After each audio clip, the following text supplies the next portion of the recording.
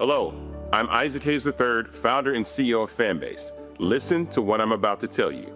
The window to invest in Fanbase is closing. We've raised over $10.6 million of our $17 million goal.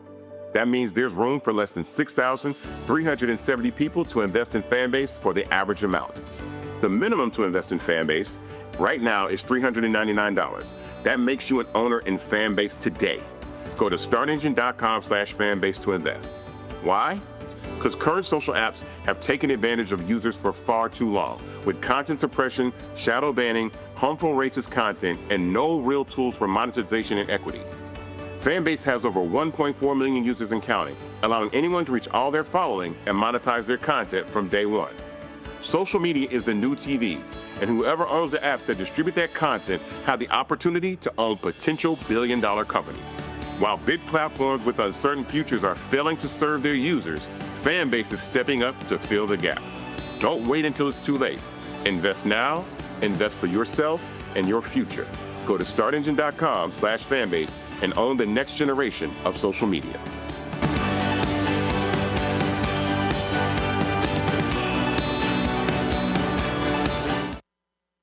Folks, Black Star Network is here. Oh, no punches! I'm real revolutionary right now. Support this man, Black Media. He makes sure that our stories are told.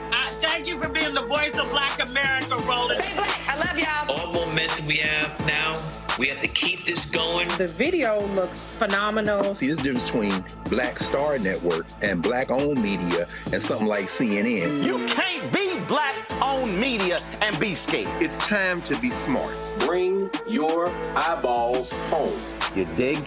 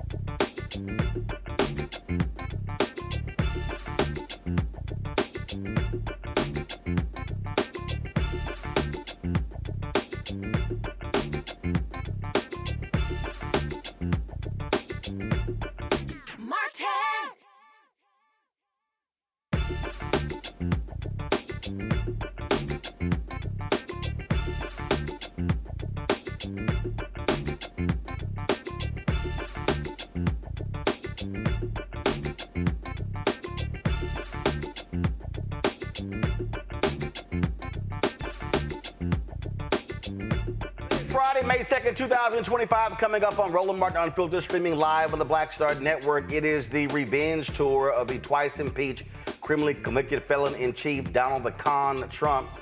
He is upset at members of Congress who call for his impeachment, even though he deserves it. We'll be joined in studio by Congressman Al Green to talk about this. Also, CNN's Van Jones sat down with some idiotic black Trump supporters.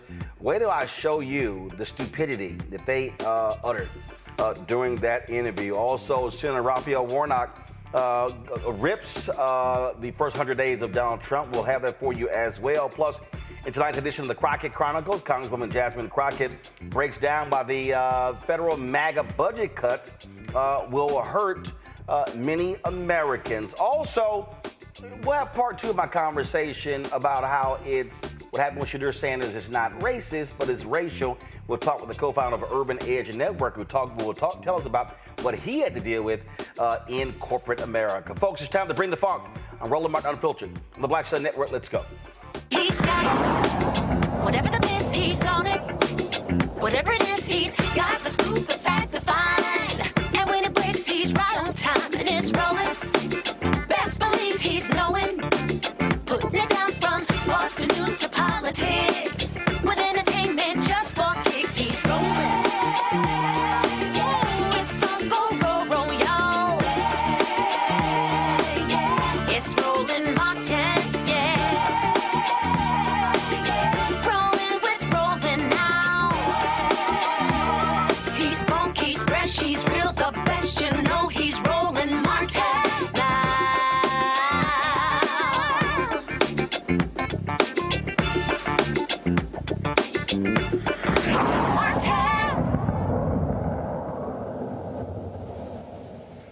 Donald Trump, twice impeached, criminally convicted felon-in-chief.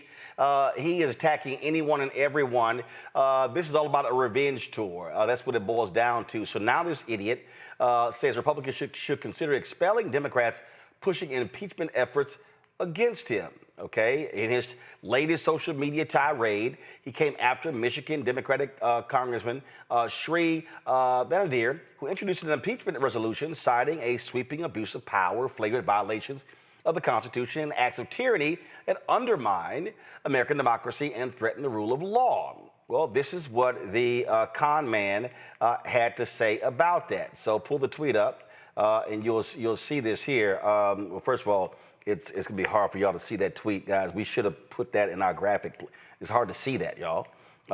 And so it's just all kind of craziness in here. He says the Democrats are really out of control. They have lost everything, especially their minds. These radical left lunatics are into the impeachment thing again. They have already gotten two no-name, little-respected congressmen, total whack jobs, both throwing the impeachment of Donald J. Trump around for about the 220th time, even though they have no idea for what I would be impeached. Actually, they do.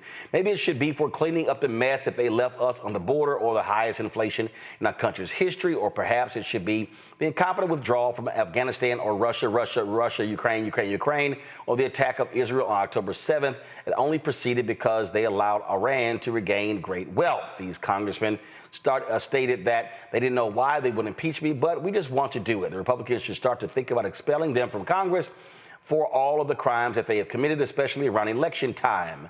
These are very dishonest people that won't let our country heal. Why do we allow them to continuously use impeachment as a weapon against the president of the United States, who by all accounts is working hard to save our country? That's laughable.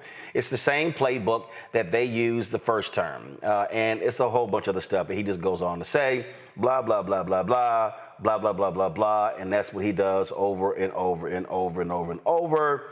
Okay, he called lowlifes, he called Shifty Adam Schiff, and all this sort of stuff like this here.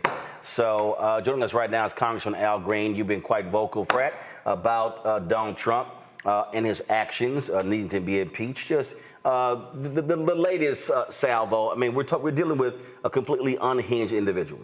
He's desperate. He's entirely desperate, and he has no guardrails. You've seen what Judge Ketanji Brown Jackson said. She's in fear of the judiciary having some concerns, and she's encouraging her colleagues to have the courage to stand for justice. This man who has been convicted, as indicated, 34 times, twice impeached, desires to be a dictator. In fact, I contend that he has already crossed that line. When you defy orders of the Supreme Court of the United States of America, you're there. But there are those in the country who would have us believe that there has to be a constitutional crisis before you can engage in impeachment. They would want us to wait until the tanks are rolling into major cities and taking over capitals. This is our time to deal with it before we get to a point of no return. I believe that impeachment is imminent. I believe that is necessary. I pray that my colleagues will see the same. But whether they do or not, I will introduce articles of impeachment. They will be read on the floor of the Congress of the United States of America for all the world to know why Donald John Conman Trump should be impeached. I mean, here's what's crazy. He gave an interview the other day with Terry Moran of ABC, where he literally said he doesn't necessarily have to follow the Constitution. That's right. Says it. Yes, he has confessed there, but he also had this meeting in the White House with the president of El Salvador, and at that time, he and a number of his key cabinet officials, they went on to talk about how the man's an illegal alien and how he's a member of some sort of crime, a gang. But here's the point. It doesn't matter what he's done. In this country, you're entitled to due process of the law. Doesn't matter what you've done that violates the law. You still have that right to say, hey, you got the wrong person. Hey, this is something else, and I'm not associated with that. He never had that opportunity. But it's not about him as much as it is about you and what can happen to you if we allow this to happen to him. If it can happen to one person, it can happen to another. And if it can happen to another, it can happen to me and possibly you. We talk about lack of due process. We talk about just him cutting, we just saw last night, issues an executive order. He just can't cut the corporate or public broadcasting. I mean, he thinks he can do whatever the hell he wants to do. Well, he is now governing by executive order. That's what it is. And each of these executive orders will have to be appealed, they'll have to be litigated, and it takes time to do this. In the meantime, he is now having his executive orders fulfilled. And then we have to come back and people have to be rehired. He is disrupting the lives of the American people. But more important than this, my dear brother, he is inculcating fear into our society. There are people who are afraid to take him on. Well, I'm not. I'm going to take him on. Mr. President, I'm coming for you. I'm coming for you. I will not be intimidated. I'm going to bring articles of impeachment against you. Well, on that particular point, you've got people who are afraid. There are people who are afraid to protest. They're afraid they might get, called a terrorist. And you can't just let this guy get away with whatever he wants. There has to be accountability. He has to be challenged. When he won't obey the orders of the court, right, and when the Republican-controlled Congress will not take up its constitutional mandates against him, that only leaves Democrats. And Democrats can do what they may. I'm a liberated Democrat, unbought, unbossed, unafraid. I have said that I will impeach. I will say it again. He will be impeached. But let me add this. People of the country, understand this. When this man crosses the line and fulfills his desire to be a full-time dictator, he's a part-time tin-horn dictator now. But when he fulfills his desire to be a full-time dictator, it will be too late. You don't wait until there's a constitutional crisis, and you don't have to have one to impeach, and you don't wait until there is a dictatorship. You do this to prevent the dictatorship. You do this is the patriotic thing to do for a person who wants to stand for liberty and justice for all. Again, it's just crazy what we're seeing, and you're dealing with someone who's completely unhinged. And then this creation of a Department of Government Efficiency that is not even a real department, allowing individuals who are not properly vetted, who have not been, who have no credentials, making these decisions. He's just running roughshod, and frankly, Republicans are saying nothing, doing nothing, not even holding him accountable. They are truly pathetic in how they are dealing with this. Absolutely. And you are eminently correct. DOJ, the department, well, presidents don't create departments. Congress can create a department. They can't. So what he has now is a fake department. He had a person with a chainsaw who who was lauding what he was able to do in terms of cutting salaries, cutting people. They did a cut on NASA. We were out protesting with those persons. They want to eliminate the Postal Service that is in the Constitution of the United States of America, eliminate it by privatizing it. They've said that Social Security is a Ponzi scheme. That's going to impact people who have made an investment in their futures. They're going to cut into that. And of course, I stood on the floor of the Congress of the United States of America, and I had my cane in hand, and I pointed out to the president that he does not have a mandate to cut Medicaid. He doesn't have a mandate to cut Medicare, nor does he have a mandate to cut Social Security. And that has become a battle cry across the length and breadth of this country. In fact, around the world, people understand now that this is what he would do. As you know, they're mandated to cut $880 billion from the committee that has oversight of Social Security, over Medicaid. And if they cut that $80 billion from that committee, then that's going to leave a lot of people suffering who are in need of medical attention. Indeed, indeed. Congressman Al Green, we appreciate it. Keep the pressure up. Well, let me just add one more thing, if I may, as I close. Listen, I don't drink, I don't smoke, I don't dip, I don't chew. I do have some vices. But remember this, if I am missing, I'm expecting you and this station, you, dear brother, to demand some accountability for what happened. This man is so unhinged, and he has people out there on the street who are unhinged. We don't know what can happen to people. When you have federal judges who have protection, federal judges, a chief justice on the Supreme Court saying we need protection and you've got to be careful. When he's talking about impeaching them, and he knows what that's going to do, it's going to send a message to those people on the street. So I just expect you to make sure that there's some accountability. That'll happen. All right. You can bank on that. All right. Thank you, Brad. I appreciate it. Thanks a bunch. Folks, going to a break. We'll be right back. Roland Martin Unfiltered on the Black Star Network.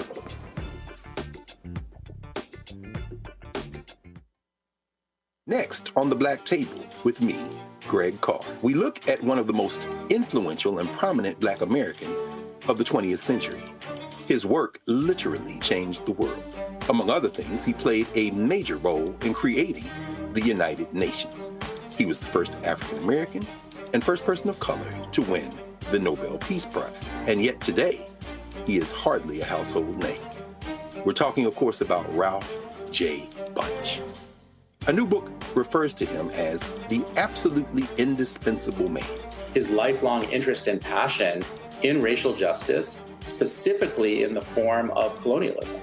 And he saw his work as an activist and advocate for the Black community here in the United States as just the other side of the coin of his work trying to roll back European empire in Africa. Author Cal Rostiala will join us to share his incredible story.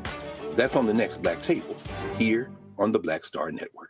We begin tonight with the people who are really running the country right now. Now, Trump is often wrong and misleading about a lot of things, but especially about history. Donald Trump falling in line with President Elon Musk. In the wake of the unsettling news that MSNBC has canceled Joy Ann Reid's primetime show, The Readout, Roland Martin and the Black Star Network would like to extend an invitation to all of the fans of Joy Ann Reid's MSNBC show to join us every night to watch Roland Martin Unfiltered, streaming on the Black Star Network for news, discussion of the issues that matter to you, and the latest updates on the twice impeached, criminally convicted felon-in-chief Donald Trump and his unprecedented assault on democracy, as well as co-president Elon Musk's takeover of the federal government. The Black Star Network stands with Joy Ann Reid and all folks who understand the power of Black voices in media. We must come together and never forget that information is power.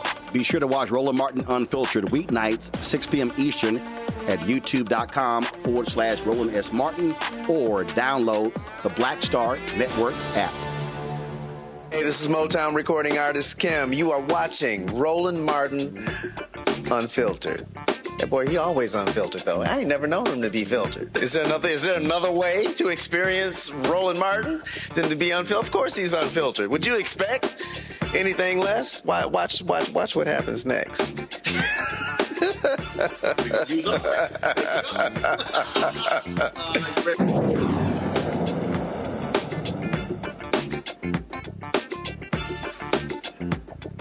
All right, folks, welcome back to the show. Let's continue our conversation with our panel, because I'm telling you, what we are witnessing is just shameful and despicable.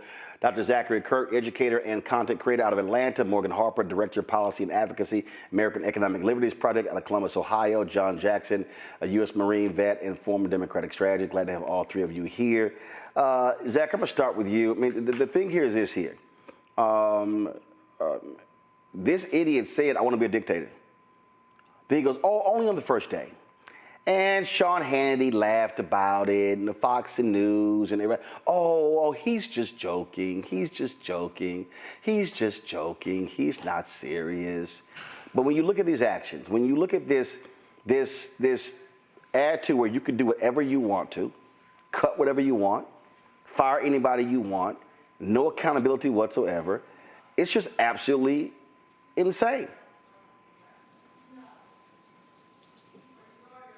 Zachary, I think you're on mute.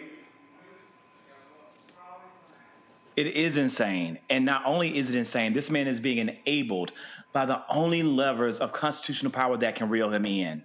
We have a Congress that is refusing to act, and we have a Supreme Court that has that's refusing to act, and that's allowing him to run amok and drive our country into the ground. He is taking power, usurping powers that have never been granted and given to a president. This is the United States. This is a country of no kings. Yet we have someone trying to be that. We are in a constitutional crisis, as House Minority Leader Hakeem Jeffries has said over and over and over.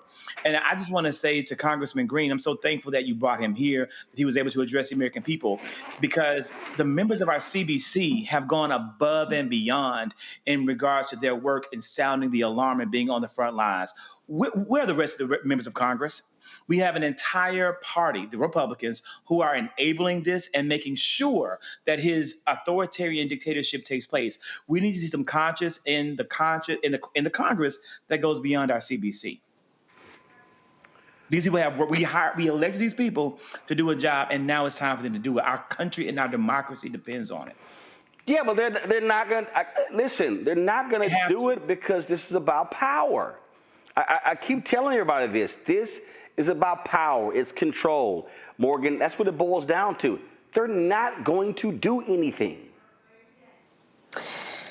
Yeah, I mean, I think at this point it's pretty clear that for a lot of Republicans in Congress, all of this is pretty baked in. All of this being, Trump, a lot of his moves in trying to consolidate power in the executive branch. I mean, I'll give a real specific example. We saw that Trump went ahead and fired 2 of the Democratic federal trade commissioners, and that's a bipartisan independent commission. It wasn't just the FTC. He tried to do it at the National Labor Relations Board as well. He's trying to do it everywhere because there's consolidating power, like you're saying, Roland. And we didn't hear a peep from any Republican member of Congress. And what's even more hilarious if you want to call it that, but it's all disturbing, so not really that funny at all. But the Republican chair of the Federal Trade Commission, just a day before, had given a whole talk in public in Washington, D.C. about how important it is for the American democracy to have bipartisan commissions and registered dissent from a person of a different party if they don't agree with where the majority is going. And then the next day, Trump goes ahead and fires those commissioners. And what does this guy say, the chair of the commission? Cool, rubber stamp.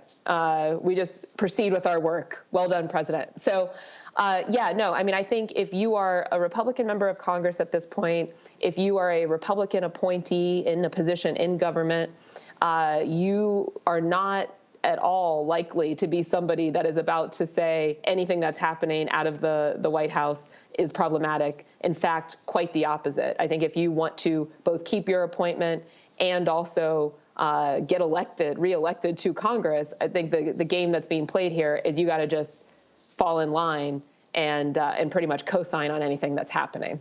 John, I'm very clear. I have zero respect for any of these people. I cannot respect them. I can't listen to anything that comes out of their mouths. They talk about the rule of law, and it doesn't matter. They just say whatever. Their gross mistreatment of people It is evident in how they act and how they move and how they respond. And I don't give a damn about any of them because they are despicable individuals who ignore the law to stand with this thug, Donald Trump. And that's what he is. He is a thug. So I think it's important to understand how we got here. And how we got to this place is misinformation one. Misinformation one in 2024. For those who were on the fence, maybe not hardcore MAGAs who decided to vote for Trump, for those who decided not to vote and weren't engaged and thought it didn't matter. We had a choice. We could have avoided this. And so a lot of folks are wondering how we go forward. And I want to bring up an example of Roland Martin doing the right thing. I saw Roland Martin on the Patrick Bet-David show, sitting down with right-wingers, holding his own, being attacked, and holding his ground. That's what you're supposed to do. You're supposed to stand up even when it's tough, not be chummy like Gavin Newsom was with Steve Bannon and Charlie Kirk.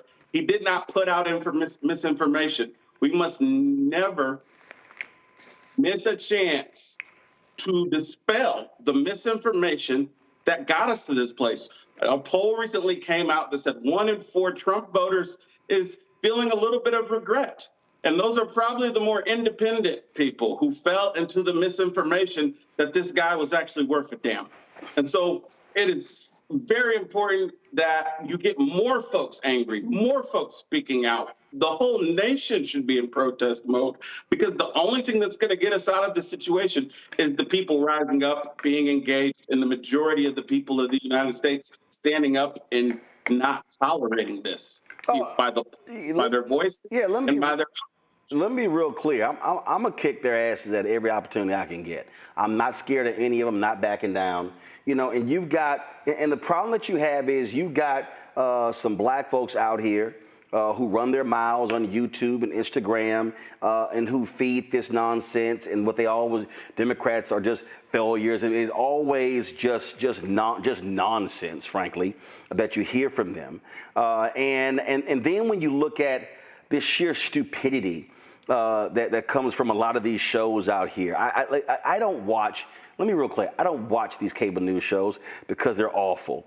But I definitely, but that was this conversation on CNN, and it was a really stupid conversation. And that was this so-called lefty who I had to, I mean, she's supposedly a progressive, supposedly, who all of a sudden, let's see, what's this idiot's name? Her name is Batya Ungar Sargon, American Jew, author of Bad News and Second Class, okay? And she claims that she identifies as a MAGA lefty. And this is how she described herself. She says she's Trump's, she said Trump's pro-worker, anti-war, socially moderate America First agenda was a Democrat's platform for a century. Now it's MAGA. I'm deeply humbled by everyone who reached out to share that this resonated with them. She was on Bill Maher. Okay, just so you understand how stupid these people are and the stuff that they say. And they love talking about the Constitution, the Founding Fathers, all this sort of nonsense. I mean, listen to this unhinged nutcase as they are talking about I'm going to get it set up in a second, due process. Let me get it all set up first. But these people, Zachary, they're like the hell with the law. Now, these are supposedly the law and order people, but now it's like, the hell with the law, and they don't care. And then what their whole game is, well, let's position Democrats and let's okay, y'all are fighting for this guy in El Salvador. No, they're fighting for the fucking law. And as black people, we know what failure to get due process looks like. We know what that means. The youngest person ever put to death in America was a young black kid who did not get due process. So we know that real well. Due process is when you're lynched and you never even were charged. Just some white folks said you did it. That's called lack of due process. Zachary?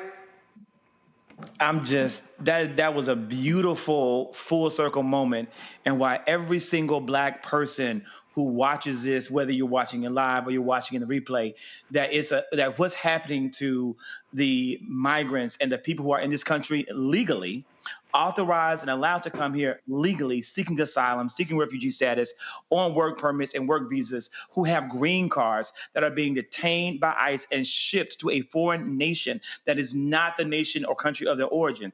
Why this matters to you and to everybody in the Black community.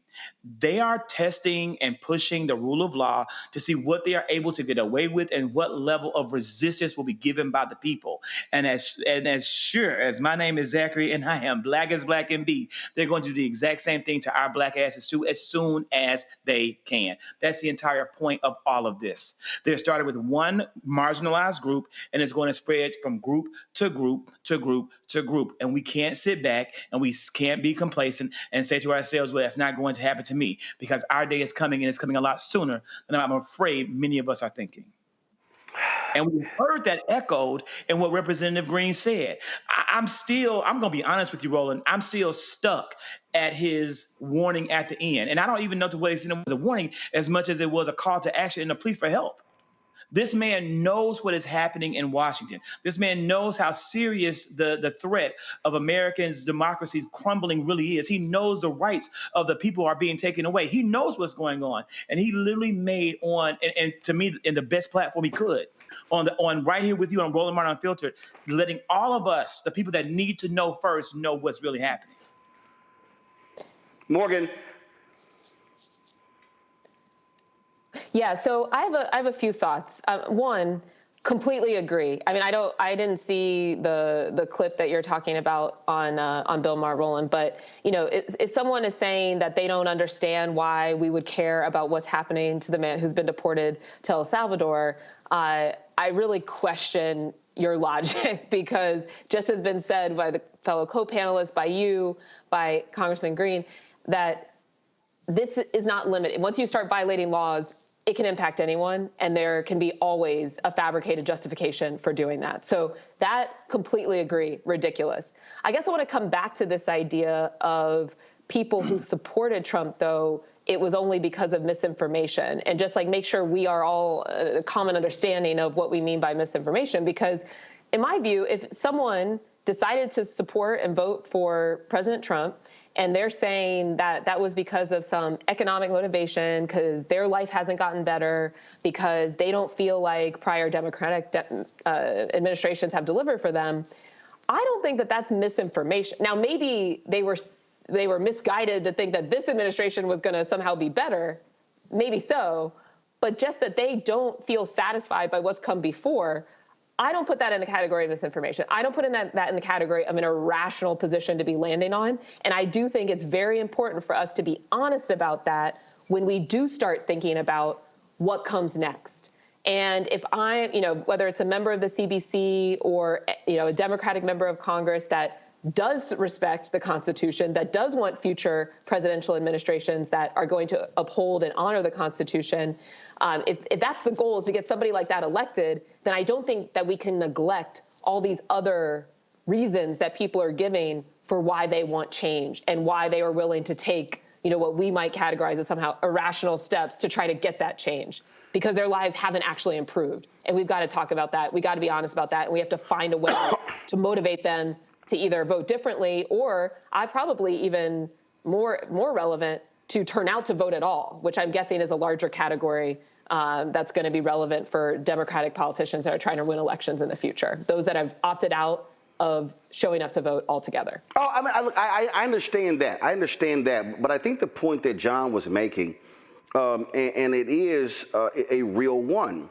that when you look at the information that is going out, when you look at what is being fed to the public, and then when you begin to understand how people are responding to that, it makes a difference. And I was talking about this, crazy, outlandish, unhinged conversation that was taking place on CNN. And when I was, watching this, I was sitting here going, okay, this is the stuff that people are being fed. what we have to recognize is that, and especially how social media is operating, the algorithm is feeding you the same stuff, and they're purposely doing it. We know for a fact that TikTok changed their algorithm to appease Donald Trump. We see what Elon Musk is doing. When you talk about, I saw something else. I saw this where an engineer at Twitter said Grok, what this is Twitter's AI, whatever, they said was positioned, was augmented to appeal to the right wing. So these things are happening. I'm gonna play for you. I'm trying to find. We'll get this clip ready. I'm gonna play for you. This was Van Jones talking to 3 black Trump voters in North Carolina, and one of them specifically talked about the issue of where he got his information from. Roll it. You do well. And here we are in South Carolina with 3 Trump voters. You weren't always a Republican. No. Actually, I come from a family that was like super Democratic. My first time voting, I voted Democrat. I voted for Joe Biden. What about Trump appealed to you? Am I allowed to cuss? Yeah, you can. I mean, part of it is he's an asshole. I like authenticity. You voted for Obama then you voted for Hillary Clinton in 2016, but 2020 you voted for Donald Trump. What made the change? I began listening to someone, her name is Candace Owens, and I read her book, and it just opened my eyes to maybe he's not this person that I have been led to believe that he was. So you voted against Trump in 2016, Yes. But then in 2020 you voted for him? Absolutely. Why? I saw how things were going during his first term, and I was pleasantly surprised, and I was pleased with what was happening. I saw the economy getting better. I saw country relations in certain countries getting better. What are some things that he's doing that you do like? For me, I like the border. I just don't like the idea of someone coming here illegally and getting benefits that can serve my community. So that's the reason why I support him on that border policy. When you think about the border, you think about people coming here who are getting more help than people who live here and who were born here. Yeah, and I got that perspective not from news channels. I got it from social media. TikTok is like a holy grail. We even see it with the things that we learn about the United States government outside of the United States.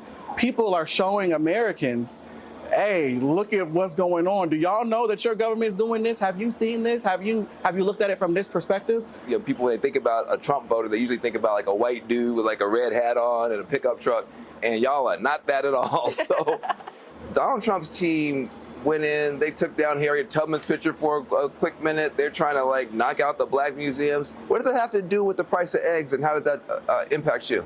In some ways, it's a slap in the face. In other ways, I don't care. I care more about how I'm going to take care of my children. I don't think the average American cares about that.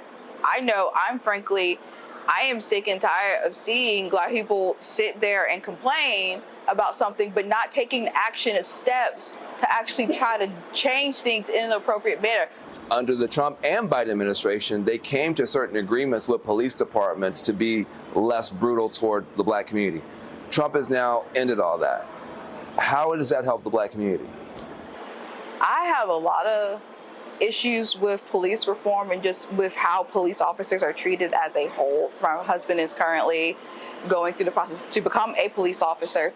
The amount of hatred that cops get, even the best ones, I think has become a huge problem, because it has been, especially around election times, when it definitely comes out of like, oh no, the cops are bad, the cops hate you because you're black.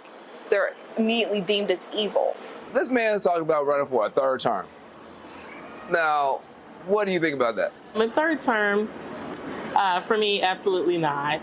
I think it's at the end of these 4 years, it's time to move on. This is a prime example of him trolling people, because people have said, they're like, oh, if he gets in the office, he's gonna be a dictator. He's gonna try to run for a 3rd term. So he's like, okay, y'all think I'm gonna do that? I'm gonna mess with y'all and say this to take y'all out. I thought you loved this man because he's so authentic and he's such a truth teller. But you need to know the difference between somebody trolling somebody, and this is a prime example of him being a troll.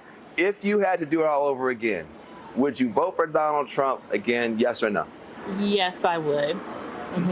Now, in the future, I am not a diehard Democrat or diehard Republican. If there were a Democratic candidate who was more aligned for me, then I would vote Democrat. If you go back in time, would you vote for Donald Trump, yes or no? Yes. I think I might know the answer on this next one. She said yes. It's immediately yes. No, I'm sorry. If you had to do it all over again, would you vote for Donald Trump, yes or no? 1,000% absolutely yes. John, those are three of the dumbest people I've ever seen in my life. Okay, so let me just unpack what I heard. Now I know Morgan's like, oh no, you can't go there. Actually, I can go there because those are three idiots.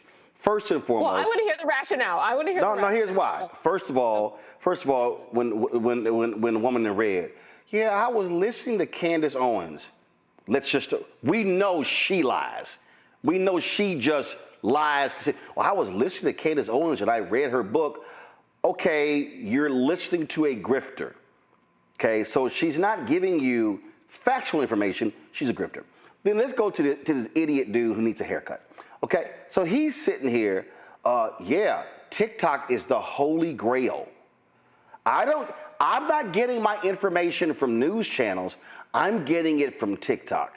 Here's what we know based upon polling. People who got information from news sources voted more so for Harris because they got factual information. Folk who got their information from non-news sources, they voted for Trump. So right there, he's listening to people who don't know what the hell they're talking about. Then, I kind of like it that he's an asshole. Okay.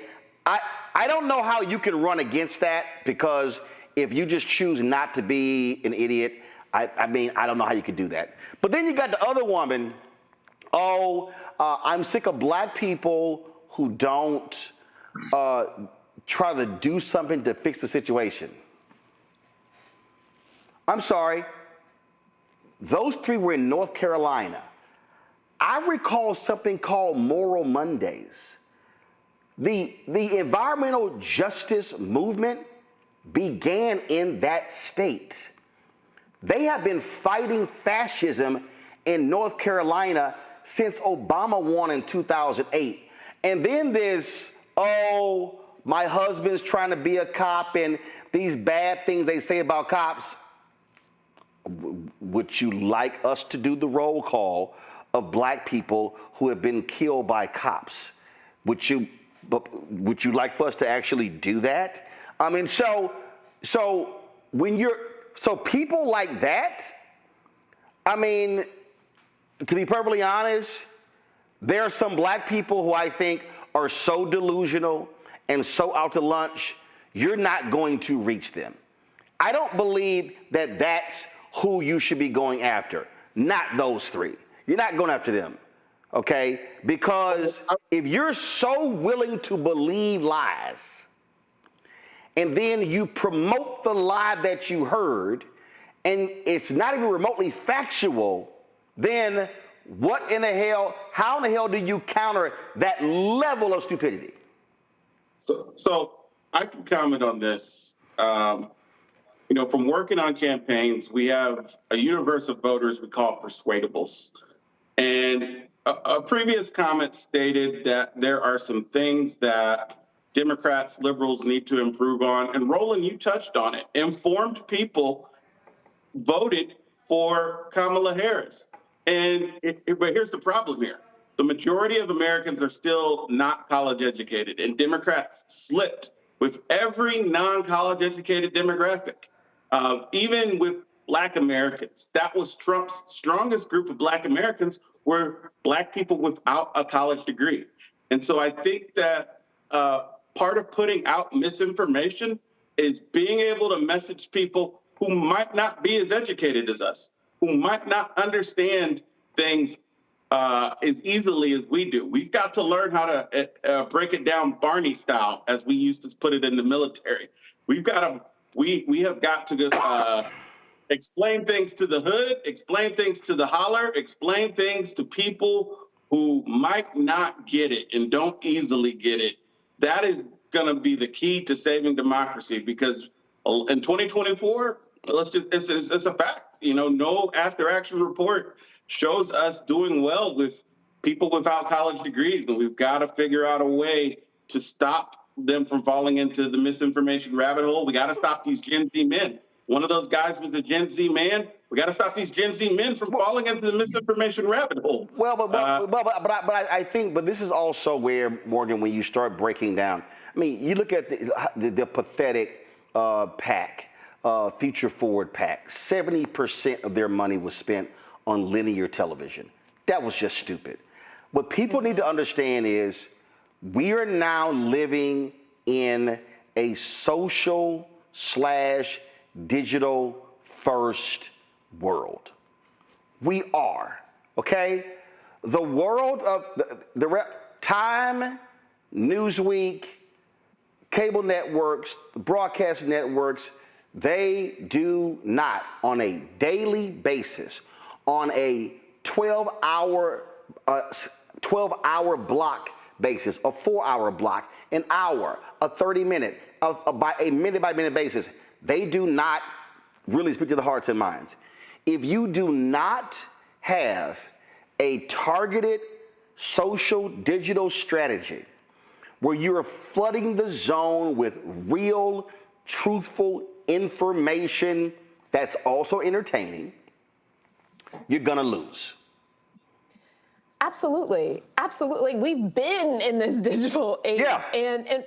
And by the way, it's not an accident that you have someone who is Gen Z, younger people, who are mostly getting their information from TikTok. I hear that all the time when talking to young people. Why is that? Because TikTok is free, right? Right. And so if you're at this point trying to be a well-informed consumer of lots of information sources, well, get ready to pony up. How much money for digital subscriptions? It's going to be, I know I pay $12 to be able to read my local paper, the Columbus Dispatch.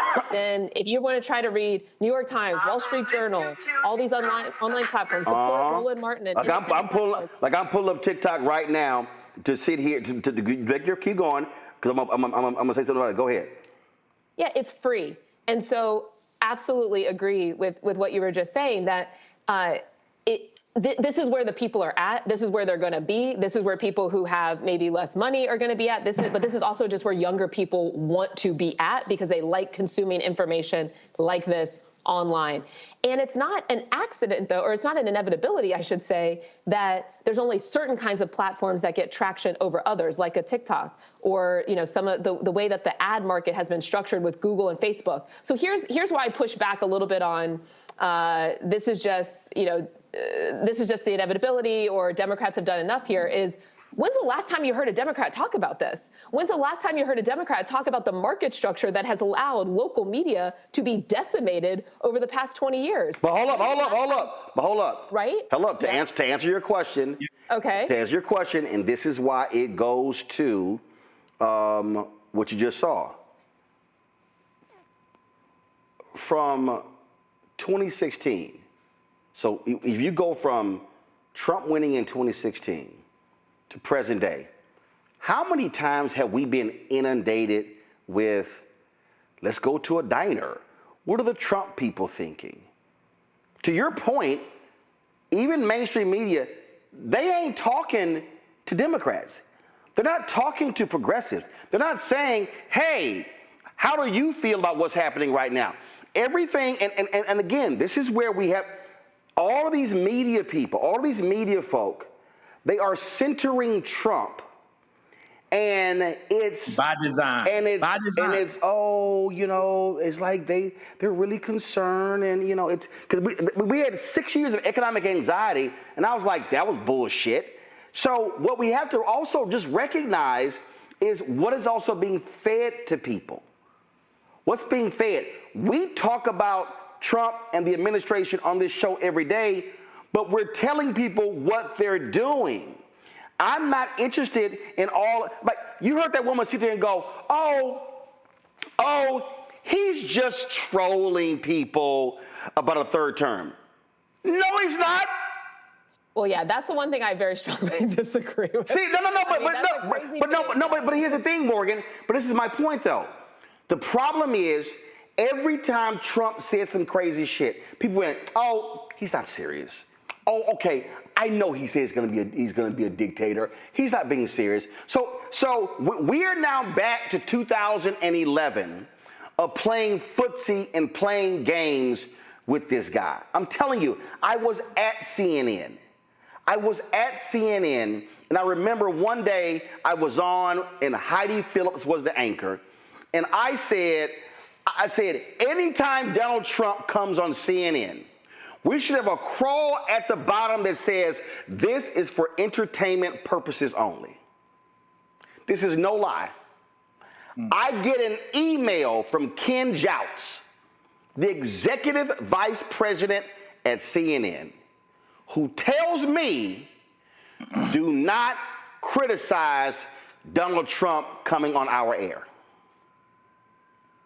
That night, I think Obama gave some speech, it was something economic speech, and Piers Morgan had Trump on his show for the whole hour, offering commentary on economics and world affairs and everything along those lines. And I remember saying, man, fuck Ken. I was like, why the hell is this dumbass on CNN? I mean, I just started tweeting. I didn't give a damn. I'm like, whatever the hell. But this is what happens. So when folk just dismiss his crazy, but his crazy then shows up as policy, then it's like, oh, I didn't think he was being serious. We told you he was being serious. And so this is why, and then people say, I remember early on, well, you know, we can't get upset with every little thing he's doing. I'm going, if you give this thug an inch, he's going to take 100 miles. And so I just think Democrats and progressives are still in this, well, what do we do? This is where you go, you throw everything. You hit them with everything. You are in media constantly. You make it this is warfare. This is information warfare. You do battle 7 days a week. You don't take a day off. That has to be their posture. Otherwise, oh, we don't see y'all saying or doing anything, so I guess what he's doing is okay. But I do want to come back. I agree with that. Hold up, Morgan, go ahead. Okay, just to finish the thought, I do agree with all of that. As we've discussed, all of the constitutional violations, the complete destruction, the infrastructure of government is a huge problem and needs to be called out every single second. I think my point and what the clip was just showing us from those interviews is, but doing that alone is unlikely to be enough if the goal is to get a different kind of president in 4 years. How do we know? Because these people are saying they are not persuaded by that. And these are people that are saying they would vote in different ways. And I want to come back to especially what that guy said about how are my kids' lives improving? So in addition to the critique of all of the bad things that are happening, and this has to be the learning from 2016 over the past 8-9 years now, is what are we filling the void with? What are we saying that we Democrats, right? Okay, right? What's the vision? What's the plan? And if there's not as much time spent on that, then we are very likely to continue repeating the exact same pattern and lose. Well, I don't know who's going. Zachary or John? One of y'all want to say something? Go ahead. I just wanted to add in, Roland. When you said that the Americans are sitting here saying what's not going to happen, or he's just joking, or it's in jest, he's trolling. You know who believed him and took him at his word? Canada. We're sitting here in America when this man talks about annexing Canada, taking over Canada, invading our neighbor to the north. We're sitting here making jokes about it, talking about red, white, and blue land for Greenland, making jokes and laughing at it, where the Canadians sat down and we completely shifted the outcomes of their most recent election to where now they have a liberal prime minister and a liberal government put in place. They took the threat of Donald Trump seriously, and we haven't done that. And when we talk about looking at these people that we just saw, that proves and highlights exactly what you just said about the media. CNN didn't come to find people from the Black Star Network for Roland Martin Unfiltered. They didn't get your viewers. They didn't go to the people when they want to talk to Black America who are really ingrained in a part of the work of Black America. They went and found people that listen to Candace Owens. These are not lowly educated voters. These are high bullshit voters. That's what they're consuming, bullshit from Candace Owens. And that's who they platformed. CNN is the problem when it came to that right there. CNN is a problem. Yeah, I mean, John, go ahead. CNN is just trying to be the grown-up version of Fox News. They're like, well, you can't say it that way. We're going to present it in a more professional manner. But they do a good job of spreading misinformation by having complete bullshit on and calling it fair and balanced. So, and then they'll get mad when a Roland Martin wants to tell the truth.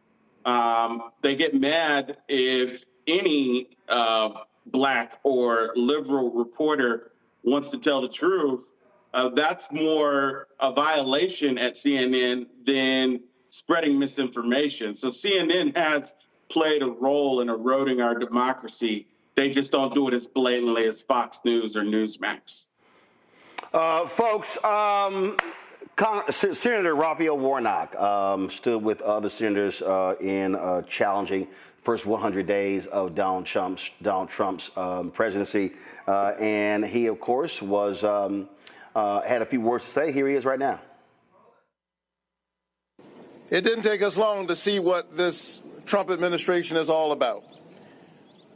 This is the worst first 100 days that this country has seen in a very, very long time. We are witnessing an all-out assault on our Constitution, an all-out assault on our norms and our values, an assault on the pocketbooks of ordinary people, but in a real sense, an assault on the spirit of the American people. They are trying to convince us that our neighbors are our enemies. We should know better than that by now, and we do. We went through a deadly pandemic in which if my neighbor was sick, while she was sick, I was potentially imperiled because it was an airborne disease. That didn't make my neighbor my enemy. That means I have an invested interest in my neighbor's health care, in my neighbor's ability to be covered. And so while there are politicians who want us to be wary of our neighbors, we ought to be wary of politicians who want us to be afraid of each other. They're trampling due process, striking fear in communities all across our country. They're firing the federal workers who serve our veterans. Many of them are veterans themselves. They have had the honor necessary to fight for us. And then they come back and they've got to fight with us to get ordinary respect for the work that they've already done and the work that they're trying to do. They're trying to shut down Social Security offices in Georgia and all across the country, drinking water safety offices. And why are they doing all of this? They're doing all of this in order to pay for a tax cut for billionaires, all the while adding billions of dollars, trillions of dollars over time to our national debt. But here's the thing that they're really trying to do. They are trying to weaponize despair. They're trying to so beat us down that we will be too soul weary to fight, and it's our job to prove them wrong. This country does not belong to the people in power. The power is in the people. And so I want the American people to be clear that we are fighting. In many ways, you will see our fight. Sometimes you will not see what the fights that we're engaged in, but know that we're fighting for ordinary people. Because we believe that if you center the people rather than the politics, you have a chance at getting the public policy right. That's right. And so we invite our Republican colleagues to join us. The doors of the church are open. The time is always right to do what's right. It's never too late to be on the right side of history. And so we want you to rise up to this moral moment. and to recognize that we will not give in to wannabe autocrats who want to convince us that they have already won. If they can convince you that they've already won, then you won't fight. You won't raise your voice. The great Andy Young, who's now in his 90s and is a great source of wisdom for me, tells a story of how after they had passed the civil rights bill into law, Dr. King and his team went to visit with President Lyndon Baines Johnson. And Dr. King said to President Johnson, I need a voting rights law. My people are being disenfranchised, and we've got to pass a voting rights law. And the president said, Martin, I agree with you, but the sad political reality is I don't have the power to do that right now. I just passed a civil rights law.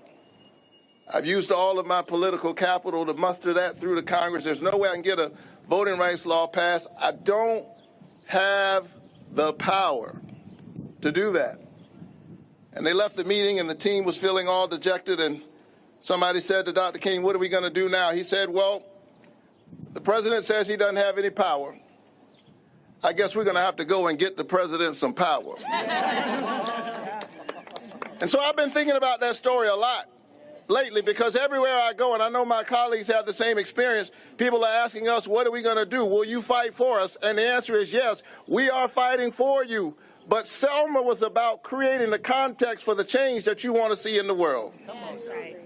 And so know that as we fight on the inside, we need you to fight on the outside. And we will prove once again that this is the United States of America, and at the end of the day, it's the people who have the last word. Love has the last word.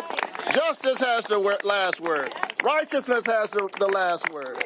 And we will continue to fight. But see, my idea of fighting is not capitulating. And I believe this here. John, I'll start with you. Democrats should say, we will not vote on any nominee, on anything, on any bill, on any appointment from Donald Trump. There has to be absolute, total blockage. When you're limited, somebody had commented on my Instagram page, Hakeem, you should be doing more. First of all, they don't have the power of the House. The rules in the Senate are different. Democrats should say, what's the answer to every Trump nominee? No. I don't give a damn if you like them. No. Because we already see what happened. There were Democrats who voted for Hegseth, who voted for Sean Duffy, who voted for a bunch of these people, and now they're like, oh, I should have done that. Yeah, we tried to tell you. The way you fight is you use every lever of power that you can to stop his agenda. John. Absolutely. I 100% agree. I think that sometimes a lot of folks say this, it might be overused, but Democrats bring knives to a gunfight. And I think if this is the gunfight we believe it is, then you have to be willing to be obstructionists. You have a certain set of centrist Democrats who are afraid of being called unruly and afraid of being called obstructionist. But when you are dealing with an authoritarian president, the thing you're supposed to do is obstruct. You're supposed to stop him. So absolutely right. No Trump nominee should be getting through right now because none of them are qualified to do the job. You've got this guy, Ed Martin, Zachary, Ed Martin, who Trump, first of all, attorney for those white domestic terrorists who he appointed. So he lies before the Senate and says that, oh, yeah, I wasn't familiar. You know, with these racist things this guy was saying, this Nazi sympathizer, even though they literally have him on a podcast discussing it. He appeared on 150 times Russian state media. I mean, we can go on and on and on. And so this is the perfect example. Hell no.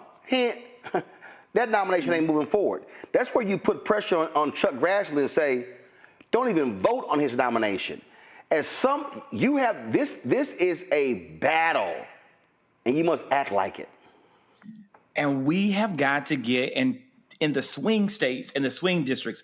And we have to put more pressure across the board. Yes, no Democrat can vote yes.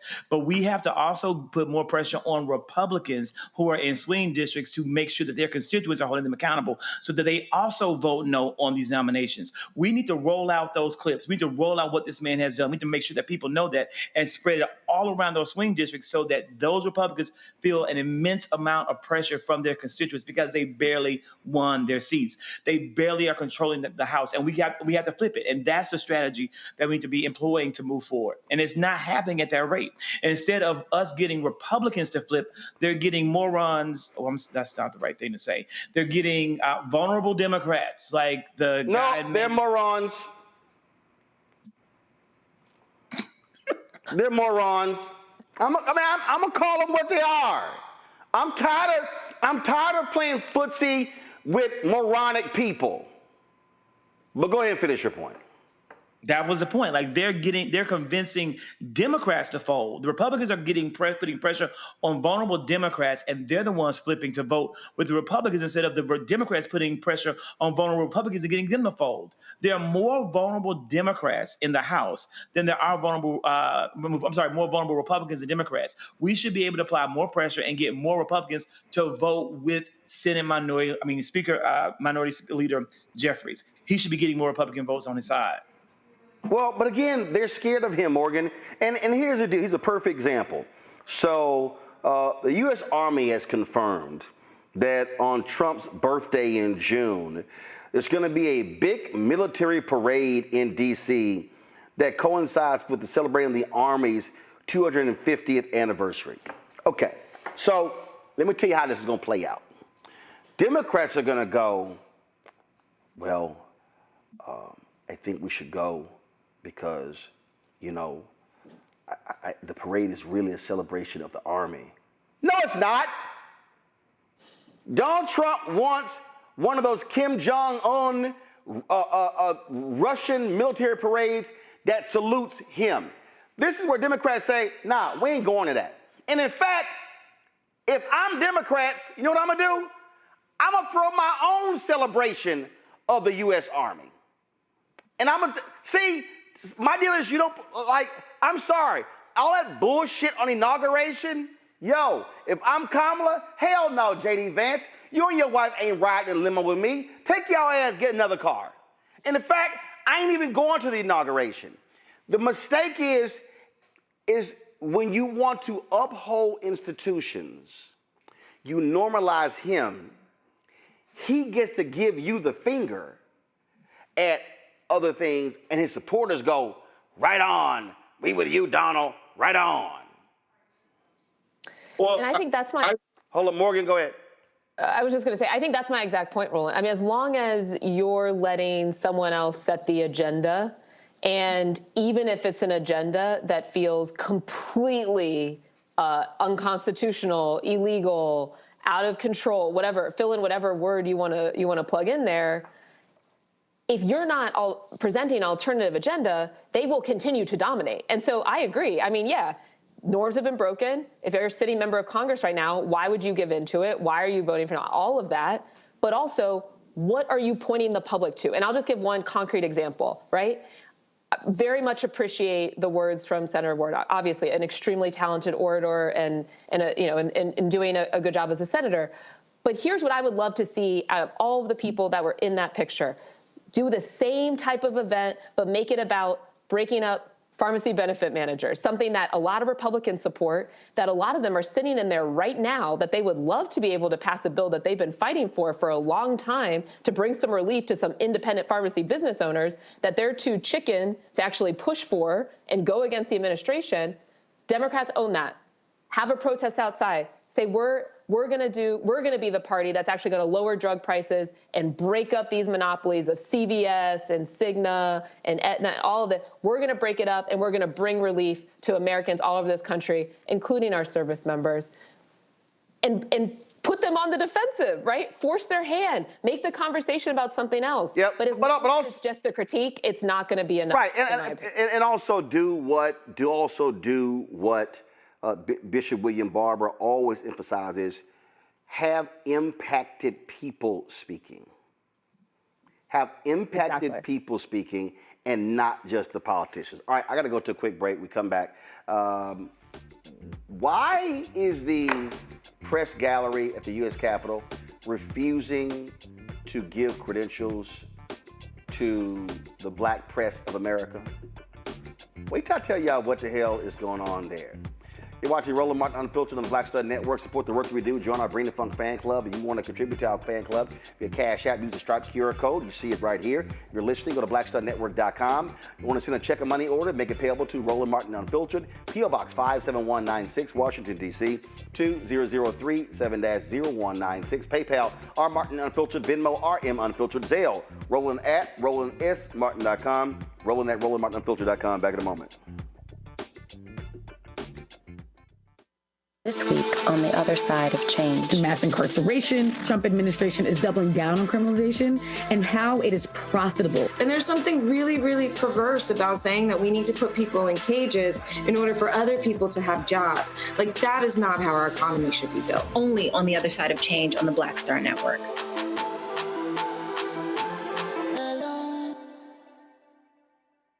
I'm Russell L. Honoré, Lieutenant General, United States Army, retired, and you're watching Roland Martin Unfiltered.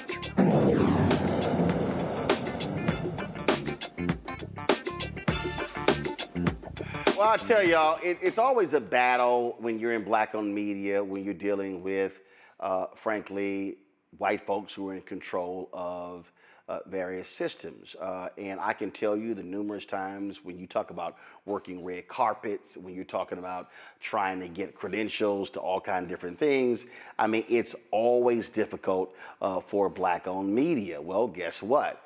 There's not a single black-owned media organization listed as a member of the Daily Press Gallery on Capitol Hill. For months, the NNPA, Dr. Ben Chavis, April Ryan, and others have been trying to secure permanent credentials for April, Stacey Brown, and Lauren Victoria Burke, who all write for Black Press USA. Well, Stacey and Lauren join us right now to discuss how this has been going on. And Stacey, this has been a battle for a decade? Oh, it goes beyond that. I mean, you remember your old buddy who used to run, was the editor of the George Curry. Newswire. My man George Curry. George had this. Even the great George Curry had the same issue, Roland, and it's still an issue. And thank goodness we have fighters like Lauren Burke who's been pushing this issue as much as anybody. So, Lauren, what the hell is the deal? Like why are they? I mean, first of all, people don't know who is this group, and who do they work for? Do they work for the government, or do they work for other media outlets?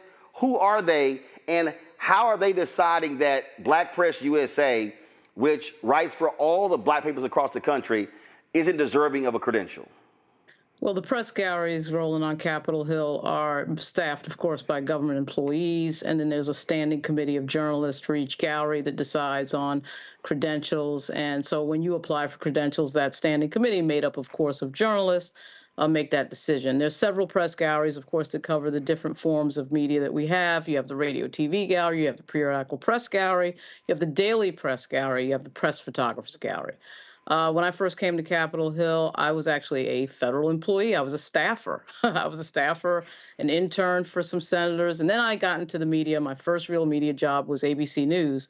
And my first credential was with the radio TV gallery because I worked for Cokie Roberts. Cokie Roberts at that point was a member of the standing committee.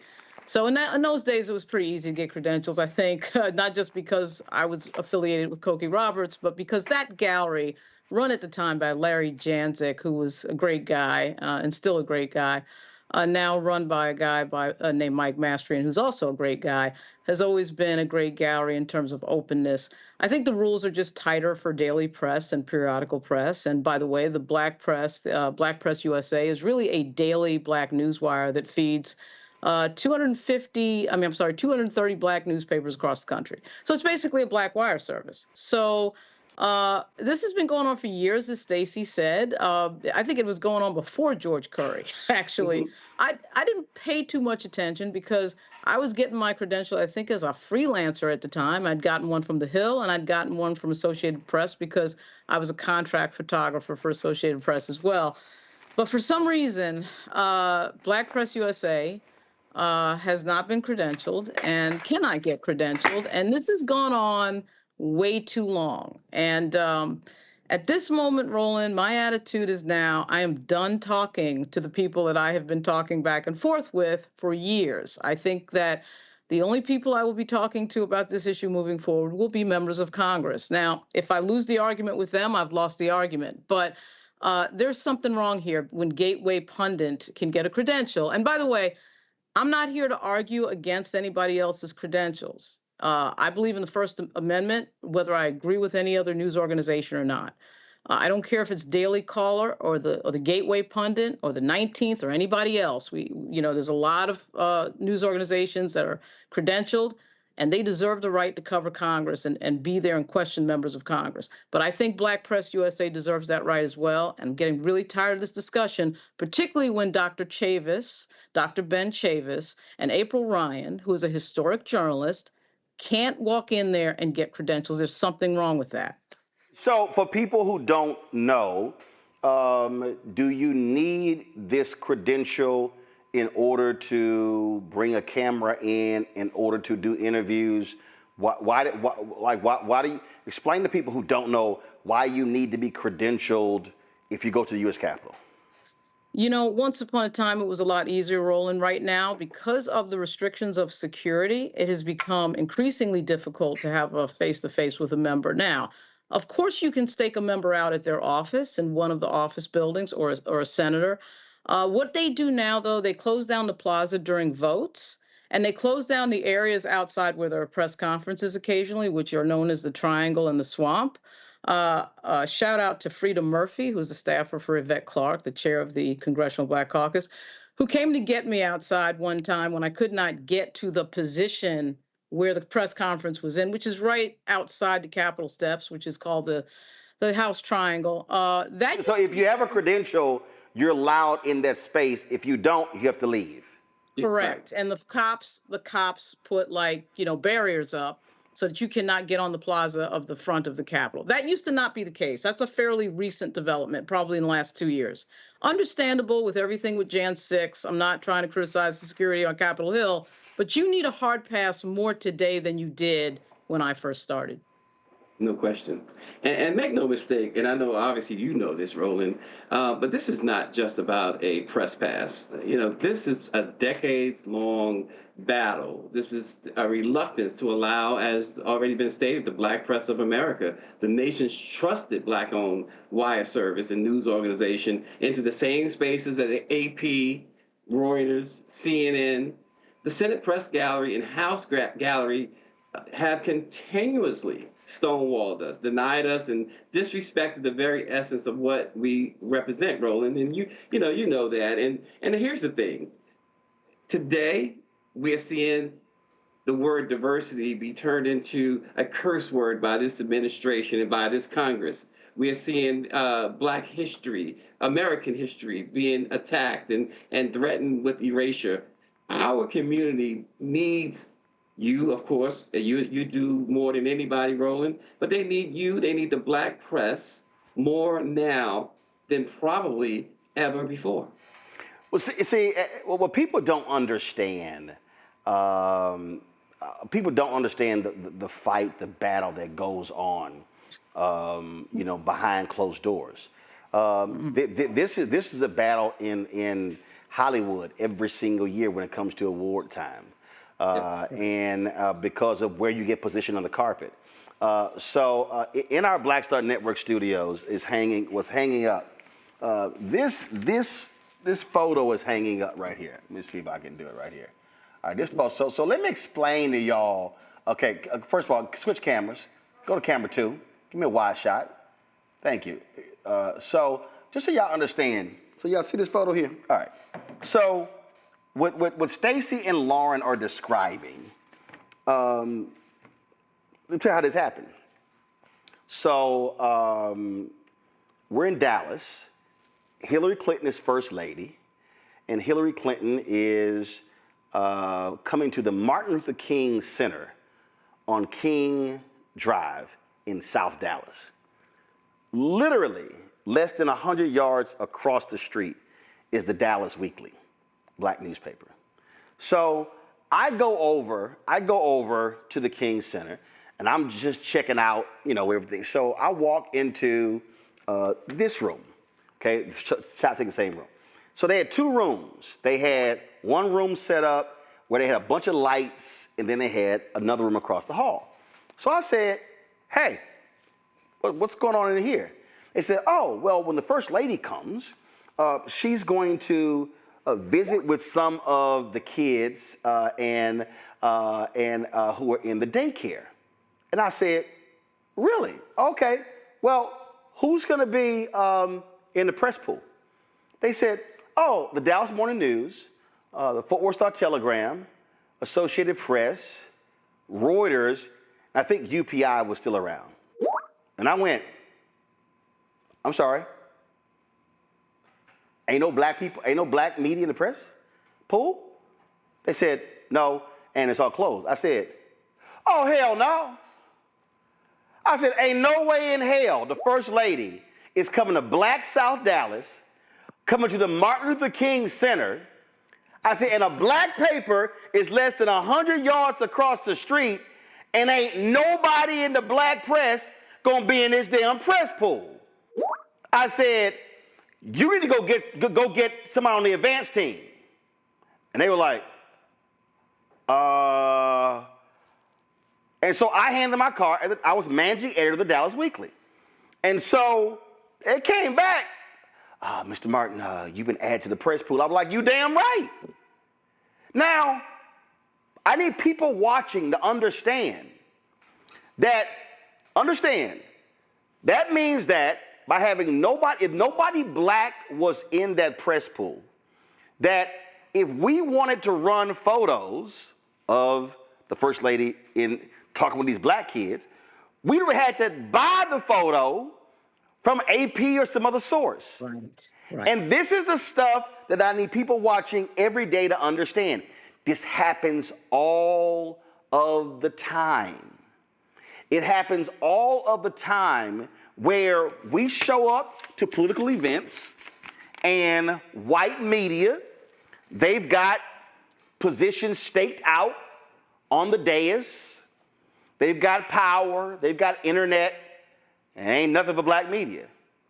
And so, y'all know I'm petty and I'm ignorant. I remember when Kamala, they had, which event was it? It was when she spoke with the White House in the background at the event there. And, we got there early, had to set up, and we came back, and Univision or somebody was like literally in our space. And I was like, oh, hell no, y'all got to move y'all shit. And they were like, no, we're going to be here. I said, no, I guarantee y'all going to move y'all shit. I said, what y'all not going to do is stand here in our space. I need people watching to understand. I've made it clear to campaigns. No, y'all going to give us a prime spot. See, people, I'm telling you, the public has no idea the battles that black-owned media has to contend with behind the stages. When you go to the convention, some people have a permanent pass to be on the floor. Then they have another system where they give you a pass and you got to swap it out every 15 minutes. And I'm like, nah, Roland ain't getting that 15-minute bullshit.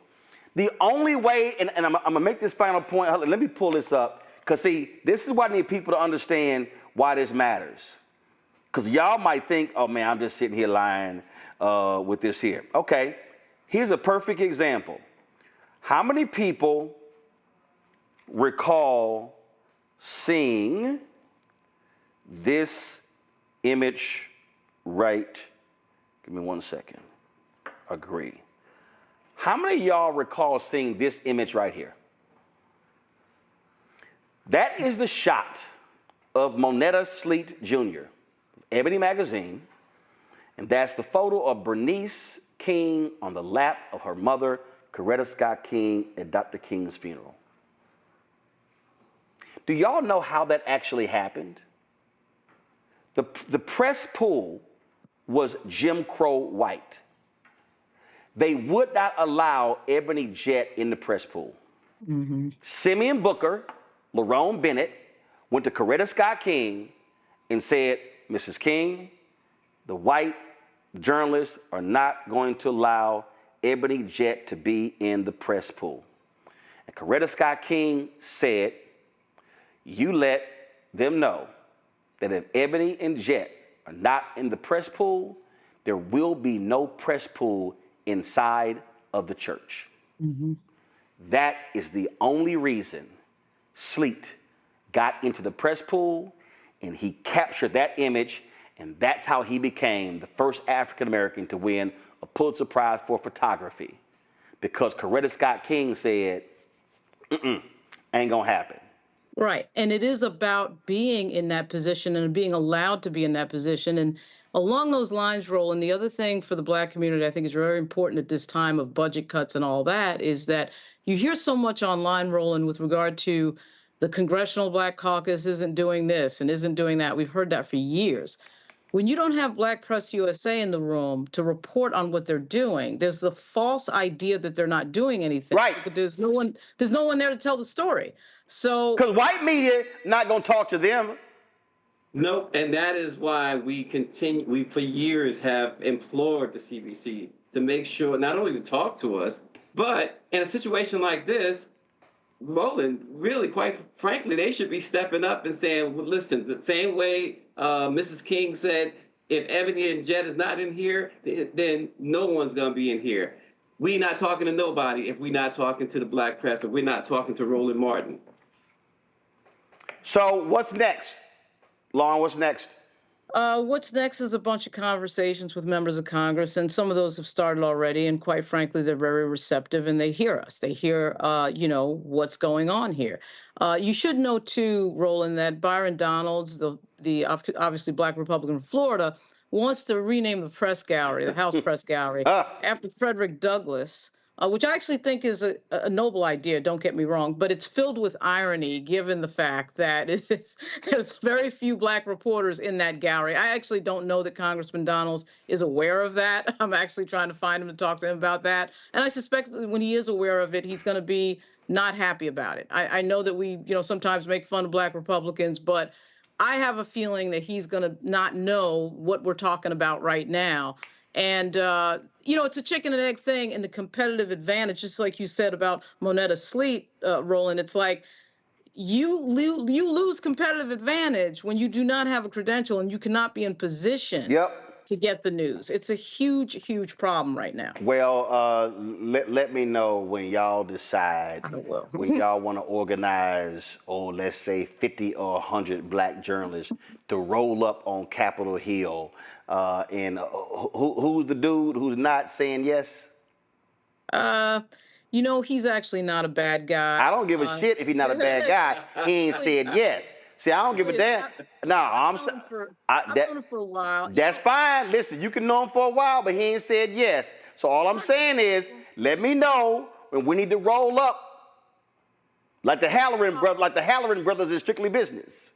You're right. I hear you, Roland. There's too many cooks in the kitchen, and that gallery director has a lot of people, that he has to deal with. I'm not saying it's easy. But I get it. I'm saying Black Press USA should have a credential. And what I'm saying is some folk don't respond until they feel some Black heat. I got you. Believe me, I got you. So let me know when y'all send up the bat signal. And then we need to roll up on them. Yeah, let me know when y'all toss the hat in the air, and so the cavalry roll up, because I ain't got no problem getting in somebody's ass. So y'all let me know. All right, you gonna swim across the water there? Huh? You gonna swim across the water too? Hey, I ain't gonna swim across the water, but I guarantee you, hashtag Team Whip That Ass gonna roll up in there. All right, I appreciate it. Thanks a lot. Thanks, Roland. Listen, this is the stuff. John, let's start with you. This extends beyond this issue here. This is what happens when we talk about political advertising money. We talk about general market money. And we talk about all sorts of things. It happens on the local level, the state level, and national level, how black organizations, black entities do not get the same respect. I was flying.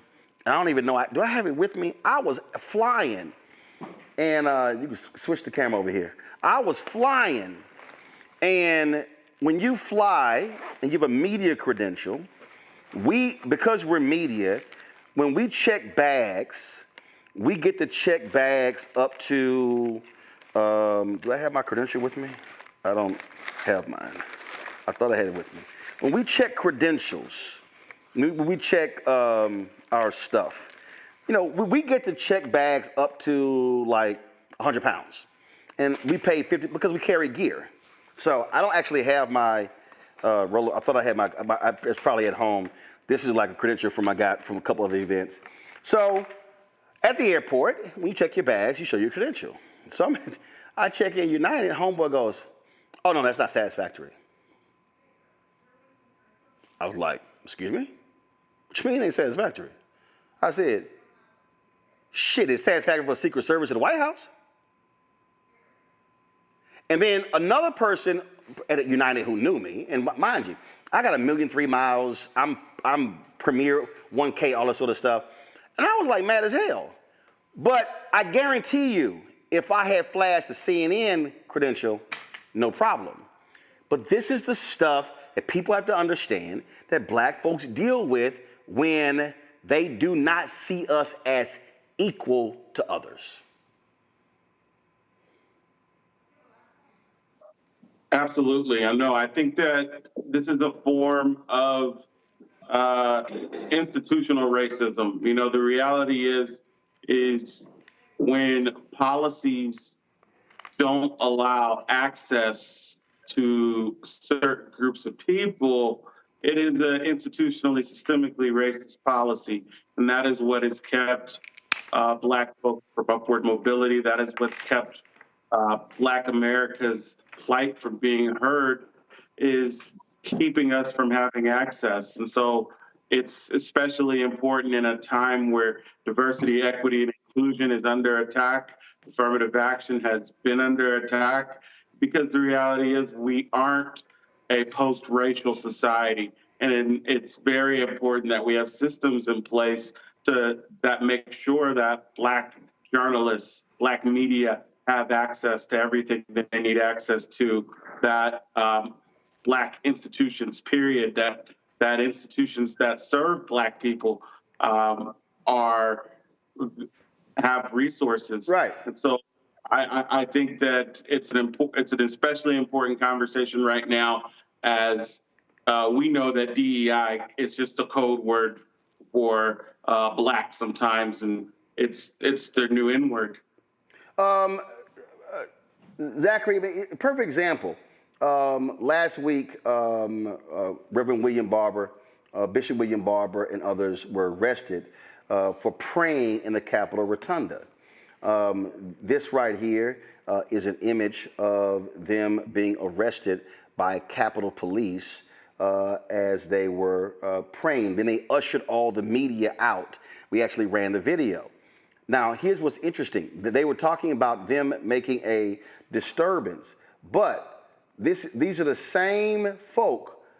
Now, this guy, Jack Jenkins, reported this here. 2 years ago, when right-wing activist Sean Fuchs held an impromptu evening worship service in the Capitol back in 2023, police occasionally walked in to speak with lawmakers participating, but no one was arrested. So, again, they were arrested, and he wasn't.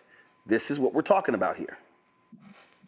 Roland, while we have been here, I saw a breaking news alert that the family of Ashley Babbitt, 30 million.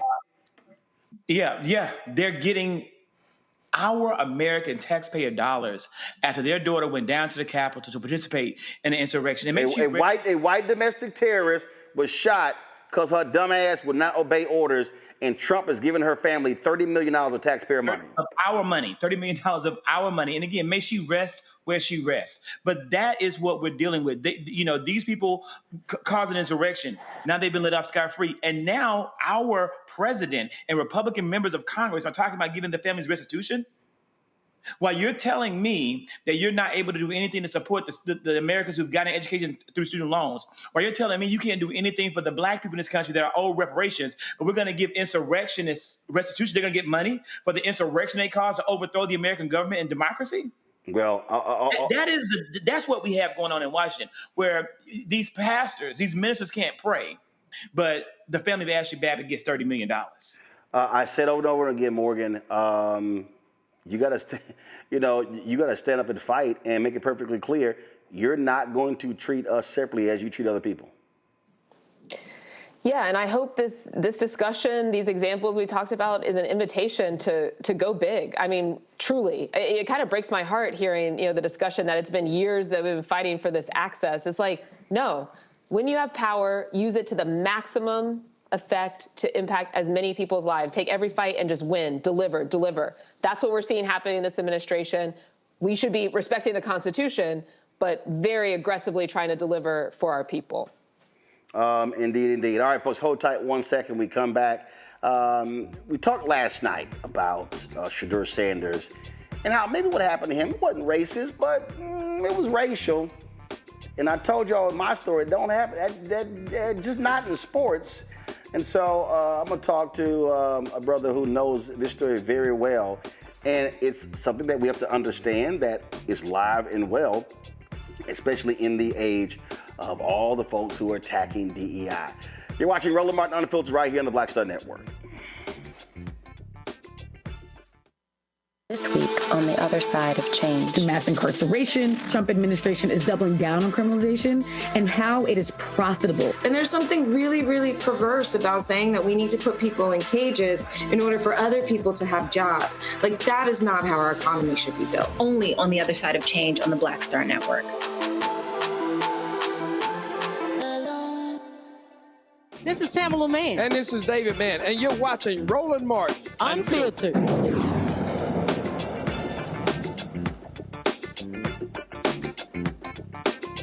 All right, folks, still lots of conversation about Shadur Sanders, how he was treated by the NFL, falling significantly in the draft to the 5th round. And there was this conversation between Clarence Hill and Jamel Hill that spurred me to have a conversation last night, where they said that, Jamel said, I don't think it was racist. She gave other reasons. And Clarence said that, a lot of these white NFL execs are not used to dealing with a black athlete who's rich, who's a privilege. And so I talked about that we have to recognize that things happen that they may not be racist, but they are also racial. So I was talking about this last night with my frat brother Todd Brown, co-founder of Urban Edge Network. And he was talking about what he's dealt with his entire career. And I said, well, let's talk about it. So Todd, welcome back to the show. And so it was a lot of people were really surprised by the conversation last night, because they did not fully understand when we talk about how something can be racial but not racist. And we were talking about how individuals, how jobs that you were offered or people you work with, and how white bosses put them on the fast track to success and riches. And here you are, smarter, more talented than them, and frankly got left behind. And they're like, well, you should just be happy with what you got. Yeah, well, Roland, it happened a couple of times. I remember earlier in my career, me and a white contemporary, we both were working together on projects, and we were exchanging contributions, and we were turning our work in and cross-checking it, where he would get an A+ and I would get a B-. And it got so clear that he actually complained about it. Then as my career advanced, I started seeing the same things where I would get favor and a lot of attaboys, but when it came down time for the productions, promotions, and the increase, my numbers were always less. And as I shared with you last night, I had a good friend. We both were on an executive track, except he lived in a $350,000 house, and I lived in a $57,000 condo, and his salary was $70K higher than mine in the same group. Because I became friends with these people, white people largely, they shared information as if it was equal. So when we are emboldened and put in those key positions, Roland, what we often find is we may get the recognition, but we very seldom get what goes with it. And so it's a racial system where they're comfortable, and the track they had me on was good for a black executive, but it wasn't in line with what the majority was getting. I think Shador is experiencing sort of that recompense for being too bold. And what I wanted to share with you is that it happened to my kids. I have a child that worked at Google. Well, guess what? He was brought in 2 levels below his peer class. Same thing with my daughter, who entered Amazon with an MBA and a master's in public accounting and a CPA.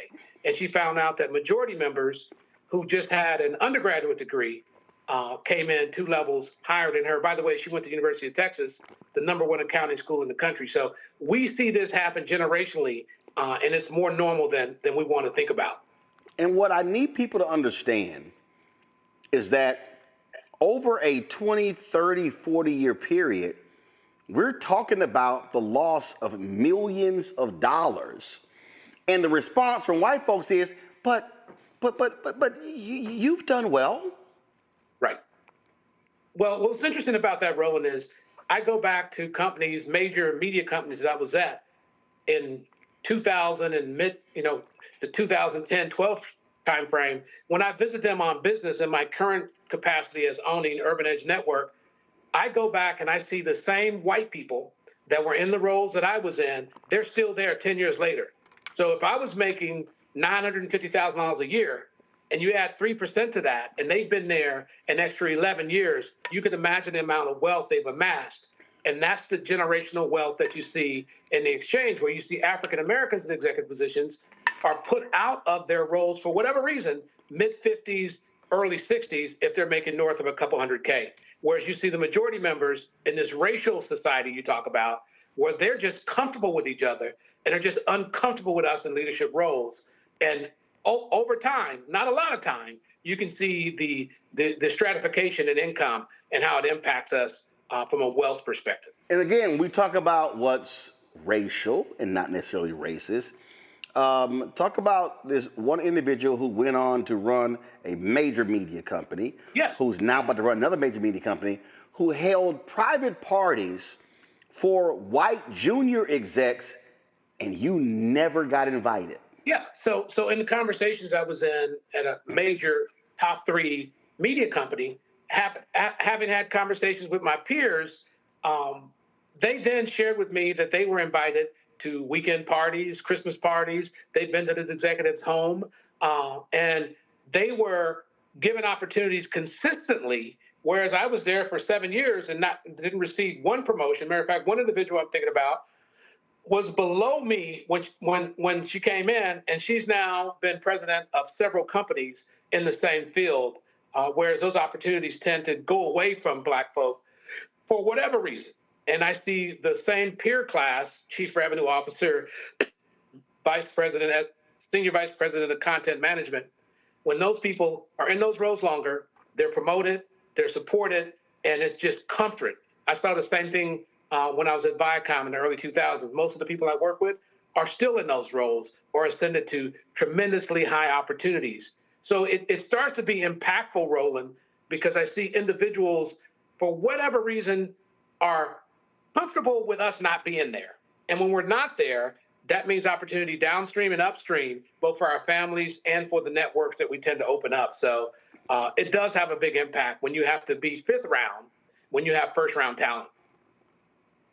And it is something that consistently happens, and folk don't want to talk about it. And what trips me out is when we are expected to shrink ourselves, to not be as assertive, not be as aggressive, not be as vocal, frankly, not outshine our peers because we make them feel bad. So we have to factor in their fragile white feelings in order for us to possibly move ahead?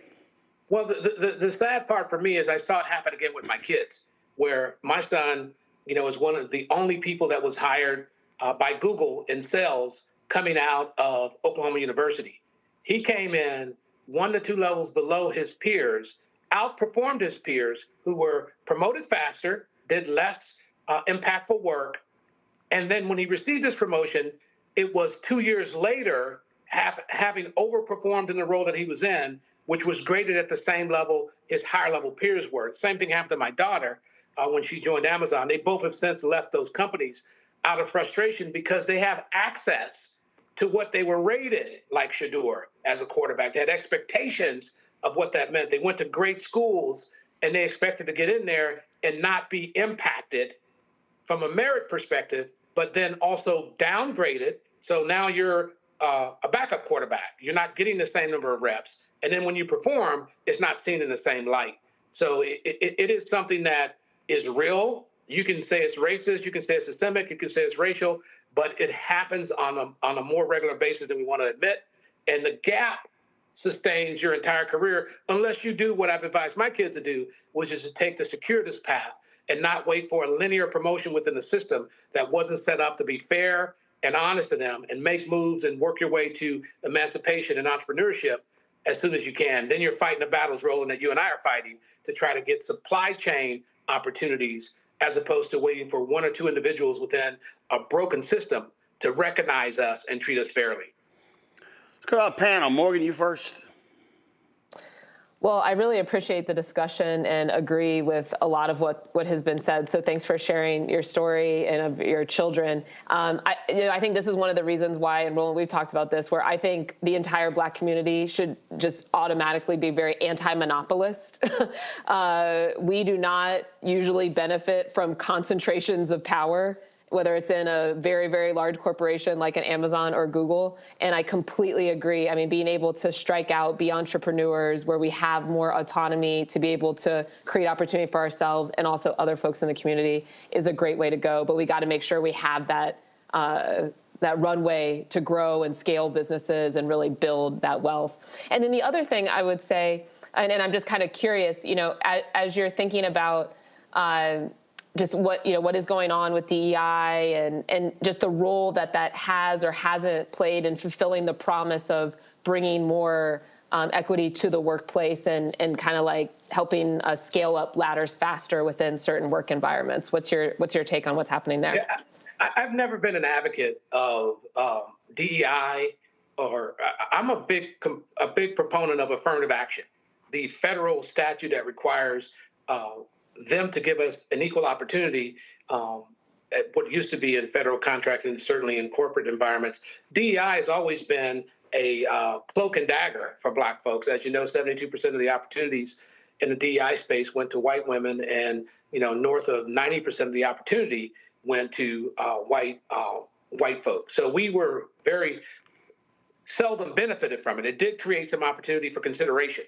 So I've always told my children, I've always focused on a meritocracy. I remember early in my career at IBM, which I was highly esteemed, the first offer they gave me was the EO job, counting Black people, counting brown people, and compliance to EO, where my majority members who were in finance and accounting were never offered those types of opportunities. So I found DEI to be more of a distraction. I found it to be more of a conversation around promoting a photo op than about the actual work of elevating, promoting, and integrating folks of color into the power of the business from a P&L perspective and their supply chain. So I've always told my kids that they need to be amazing, but they also need to recognize when they're not being treated right and then open the spectrum of opportunities for themselves. So that's my strong take on DEI. I think it's interesting, but it hasn't been impactful on my career and it hasn't been impactful on my business. John? This is a very relatable conversation to me, as I have, outside of political consulting, spent a lot of time on Wall Street at financial firms. What happened to Shador Sanders on this NFL draft was so relatable to a lot of us as Black Americans because, let's face it, we're underrated. We don't, simply because of the color of our skin, it is racial, they don't envision us as being the part. And we have to be our number one advocate. Just like you've got to work hard, leave no margin for error, but at the same time, no one's going to advocate for you. You've got to be any Black person who has gotten anywhere in a society that wasn't, or we weren't meant to rise, has had to be their number one advocate, whether you're an entrepreneur or whether you're in corporate, and regardless of what industry you're in, even in the Democratic Party political consulting space, white guys with no experience get the big money gigs, the big campaign gigs before a Black consultant with the best resume you've ever seen. Absolutely.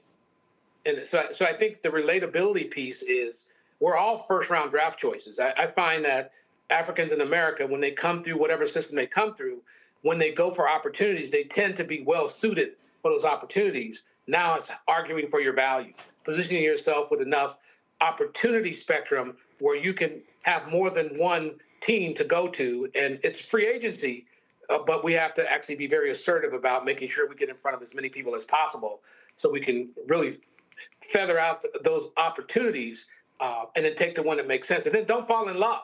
We don't have to be there for 5 years on a rookie contract. We've got to be there long enough to get those credentials that we need and either create an opportunity for ourselves through entrepreneurship or market ourselves to the highest bidder in the market space. All right, then. Todd Brown, I appreciate it, man. Thanks a lot. Thank you, Roland, as usual. All right, we come back. Job numbers came out today. Decent, not great, but if you listen to MAGA, oh my God, it's the second coming of Jesus. We'll be right back.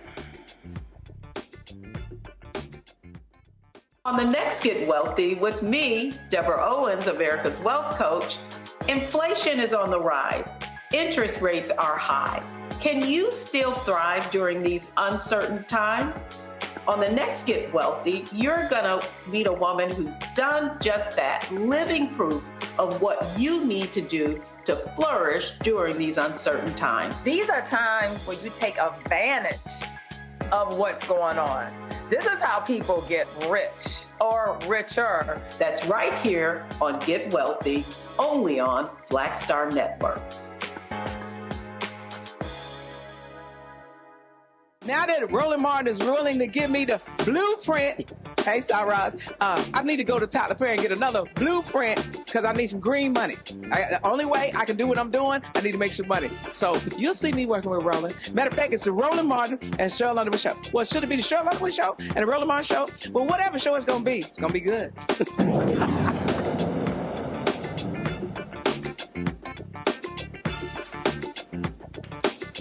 Jobs report came out today. Last month, 177,000 jobs were added to the economy.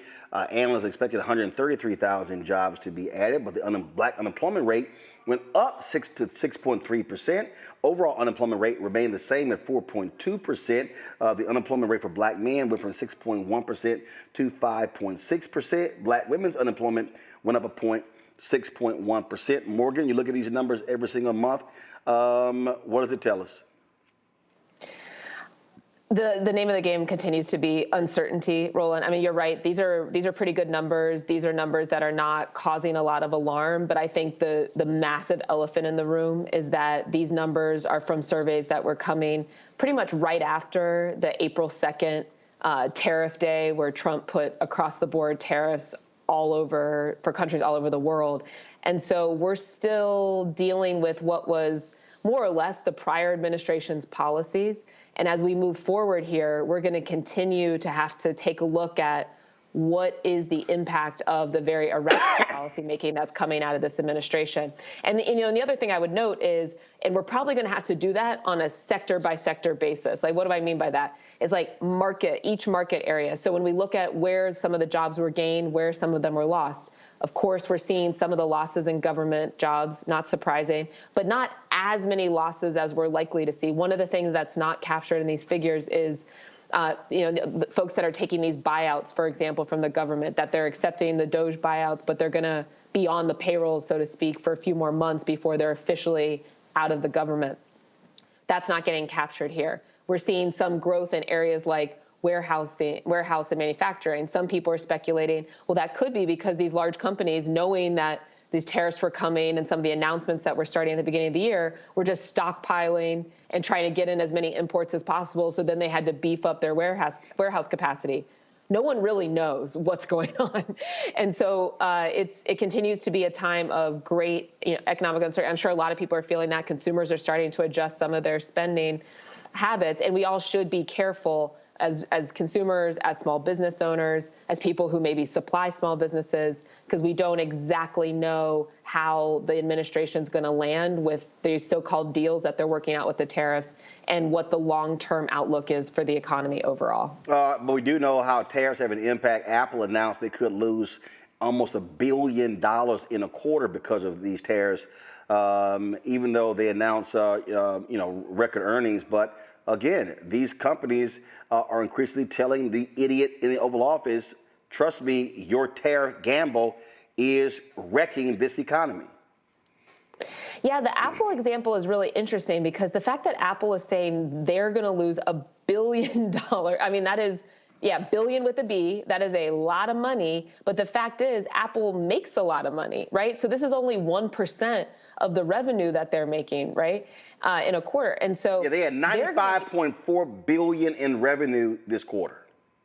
Exactly. Apple is a huge company. All these big tech companies are the biggest, most profitable companies in the world. And so an Apple can't absorb that hit. It's like you said, it's just 1%. They're making these deals to be able to shift some of their production to India, to Vietnam for the U.S. iPhones that they're going to try to supply here to get around some of the highest tariffs that are hitting China. So an Apple can maneuver, but the companies that come below that, not just the companies that we're seeing the tickers on Wall Street, but think about the mid-market type of businesses. I was just talking to a guy in Cleveland earlier today who owns his own insurance company. One of his good friends owns a lighting company, and they're pretty much facing, it's not clear that we can survive in this environment. I think those are the types of stories that we're likely to continue to hear more of as the tariffs hit these different sectors. John? I think my biggest concern with the tariffs are the cost of goods. The cost of living in this country is off the chain. You have got so many high earners in this country, high earners, who are not doing well economically because the cost of living is literally that high. And so for these tariffs to go through and make everyday life more expensive for Americans, it's just unfathomable right now, and I think it's an economic war on the people, because I myself, I do better than a lot of people, but I think I would hurt significantly if all the goods that stand to increase with these tariffs were to quadruple in price. That's something a lot of Americans can't deal with. And it's Americans of many different class levels. Only the super rich are not going to be hurt by this. Well, but I'm telling you, I keep telling people this is going to get worse. So folks better buckle up because this idiot is charging full steam ahead and refuses to listen to reason. Morgan, John, I appreciate both of y'all being on today's show. Zachary had to leave us a little bit earlier. So thank you so very much for joining us. Great to see you, Roland. Folks, time for the Crockett Chronicles.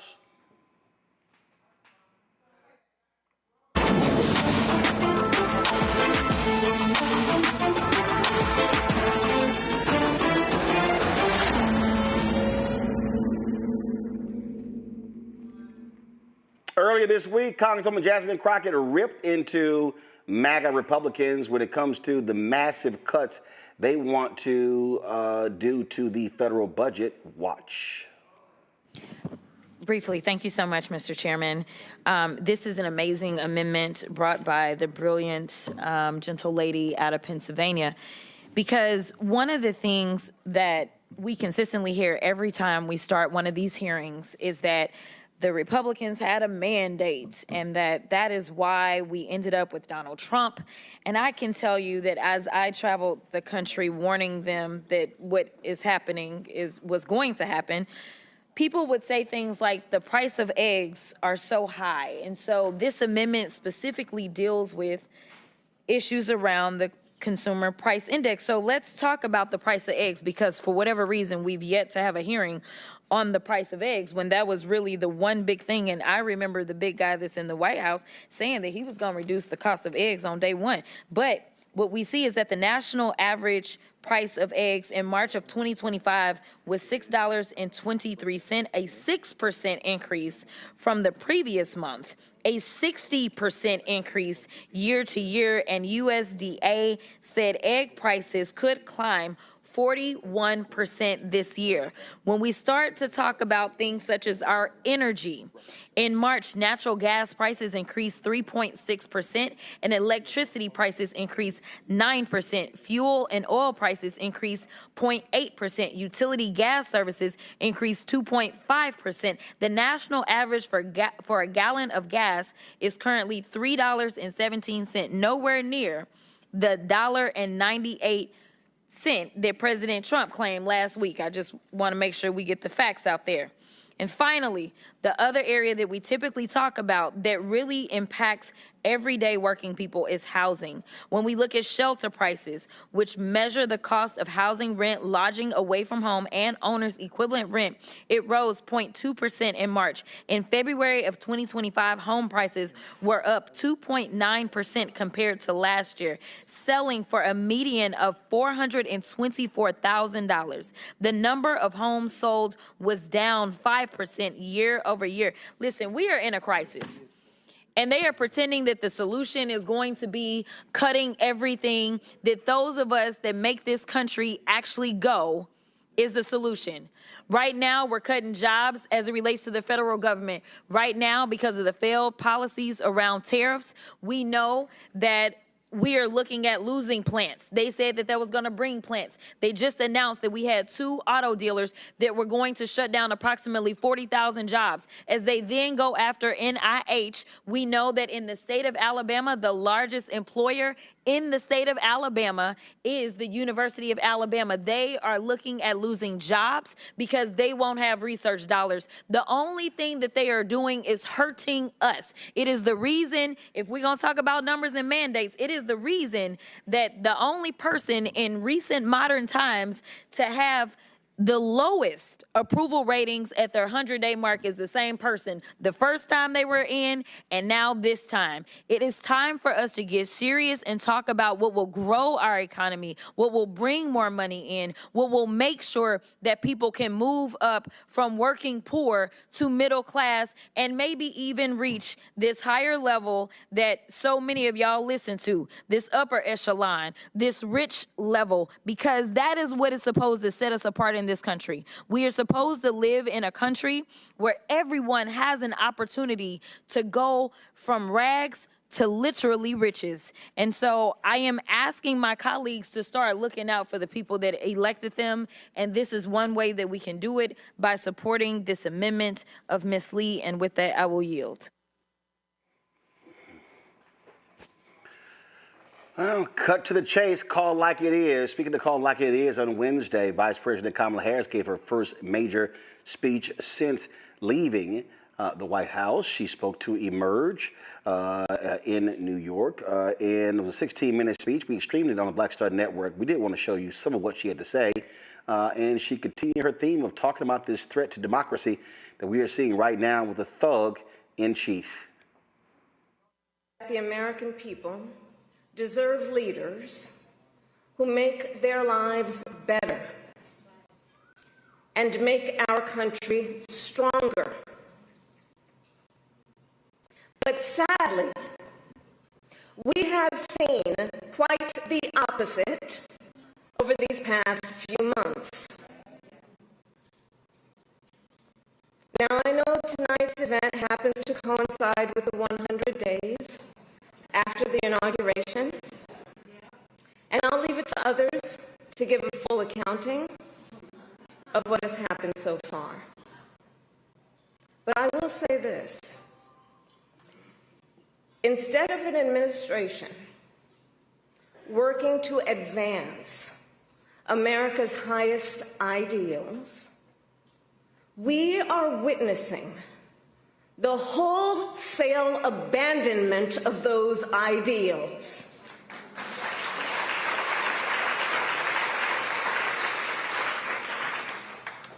And what we are also seeing in these last 14 weeks is Americans using their voice and showing their courage.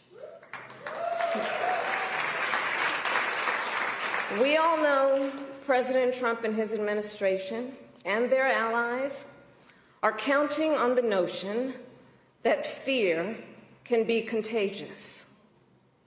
They are counting on the notion that if they make some people afraid, it will have a chilling effect on others.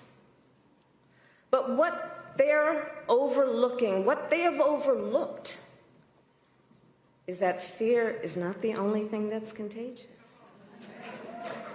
Courage is contagious.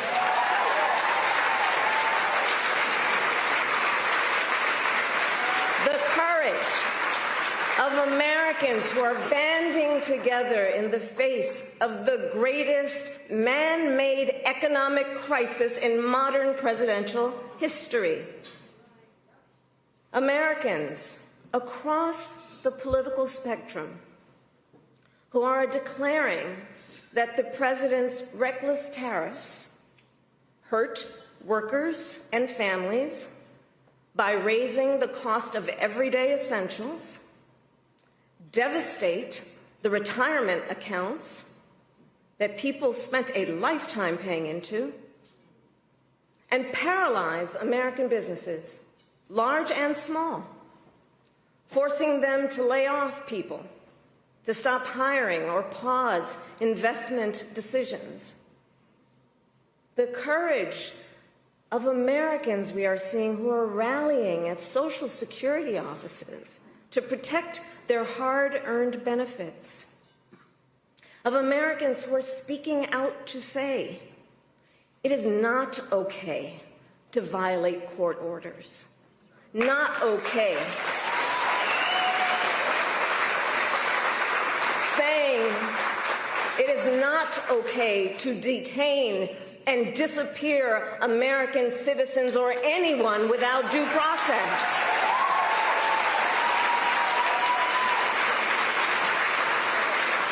The courage of judges to uphold the rule of law in the face of those who would jail them. Of universities that are defying unconstitutional demands that threaten the pursuit of truth and academic independence.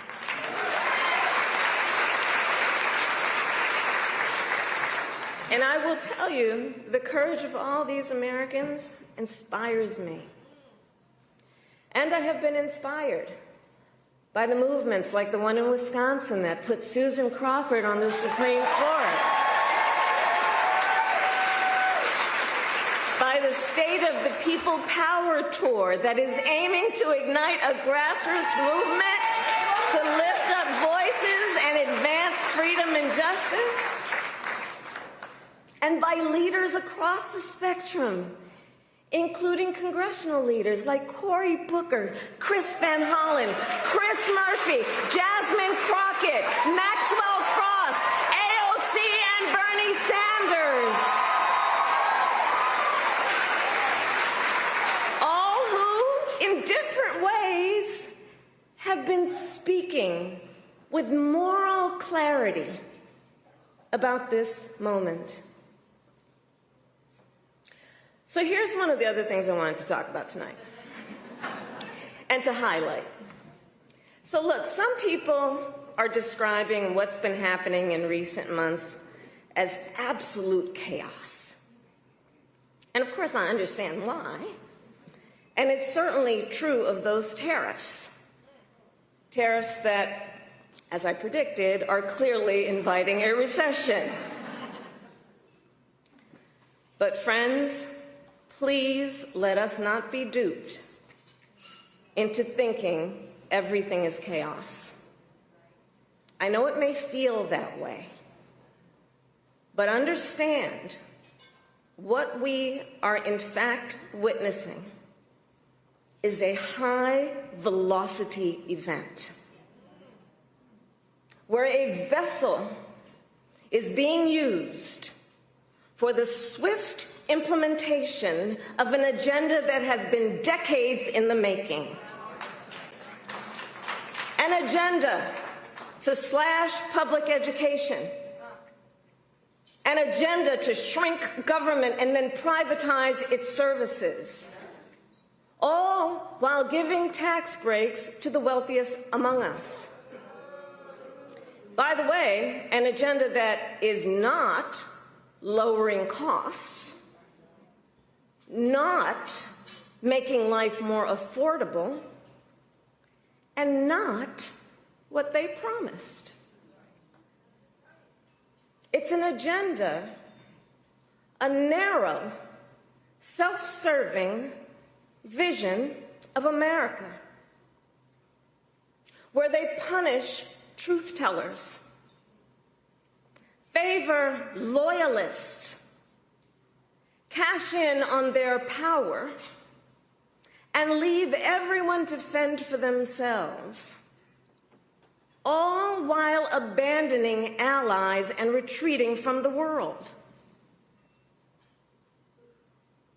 And folks, what we are experiencing right now is exactly what they envisioned for America. Right now, we are living in their vision for America. But this is not a vision that Americans want. We are living in a moment when the checks and balances upon which we have historically relied have begun to buckle.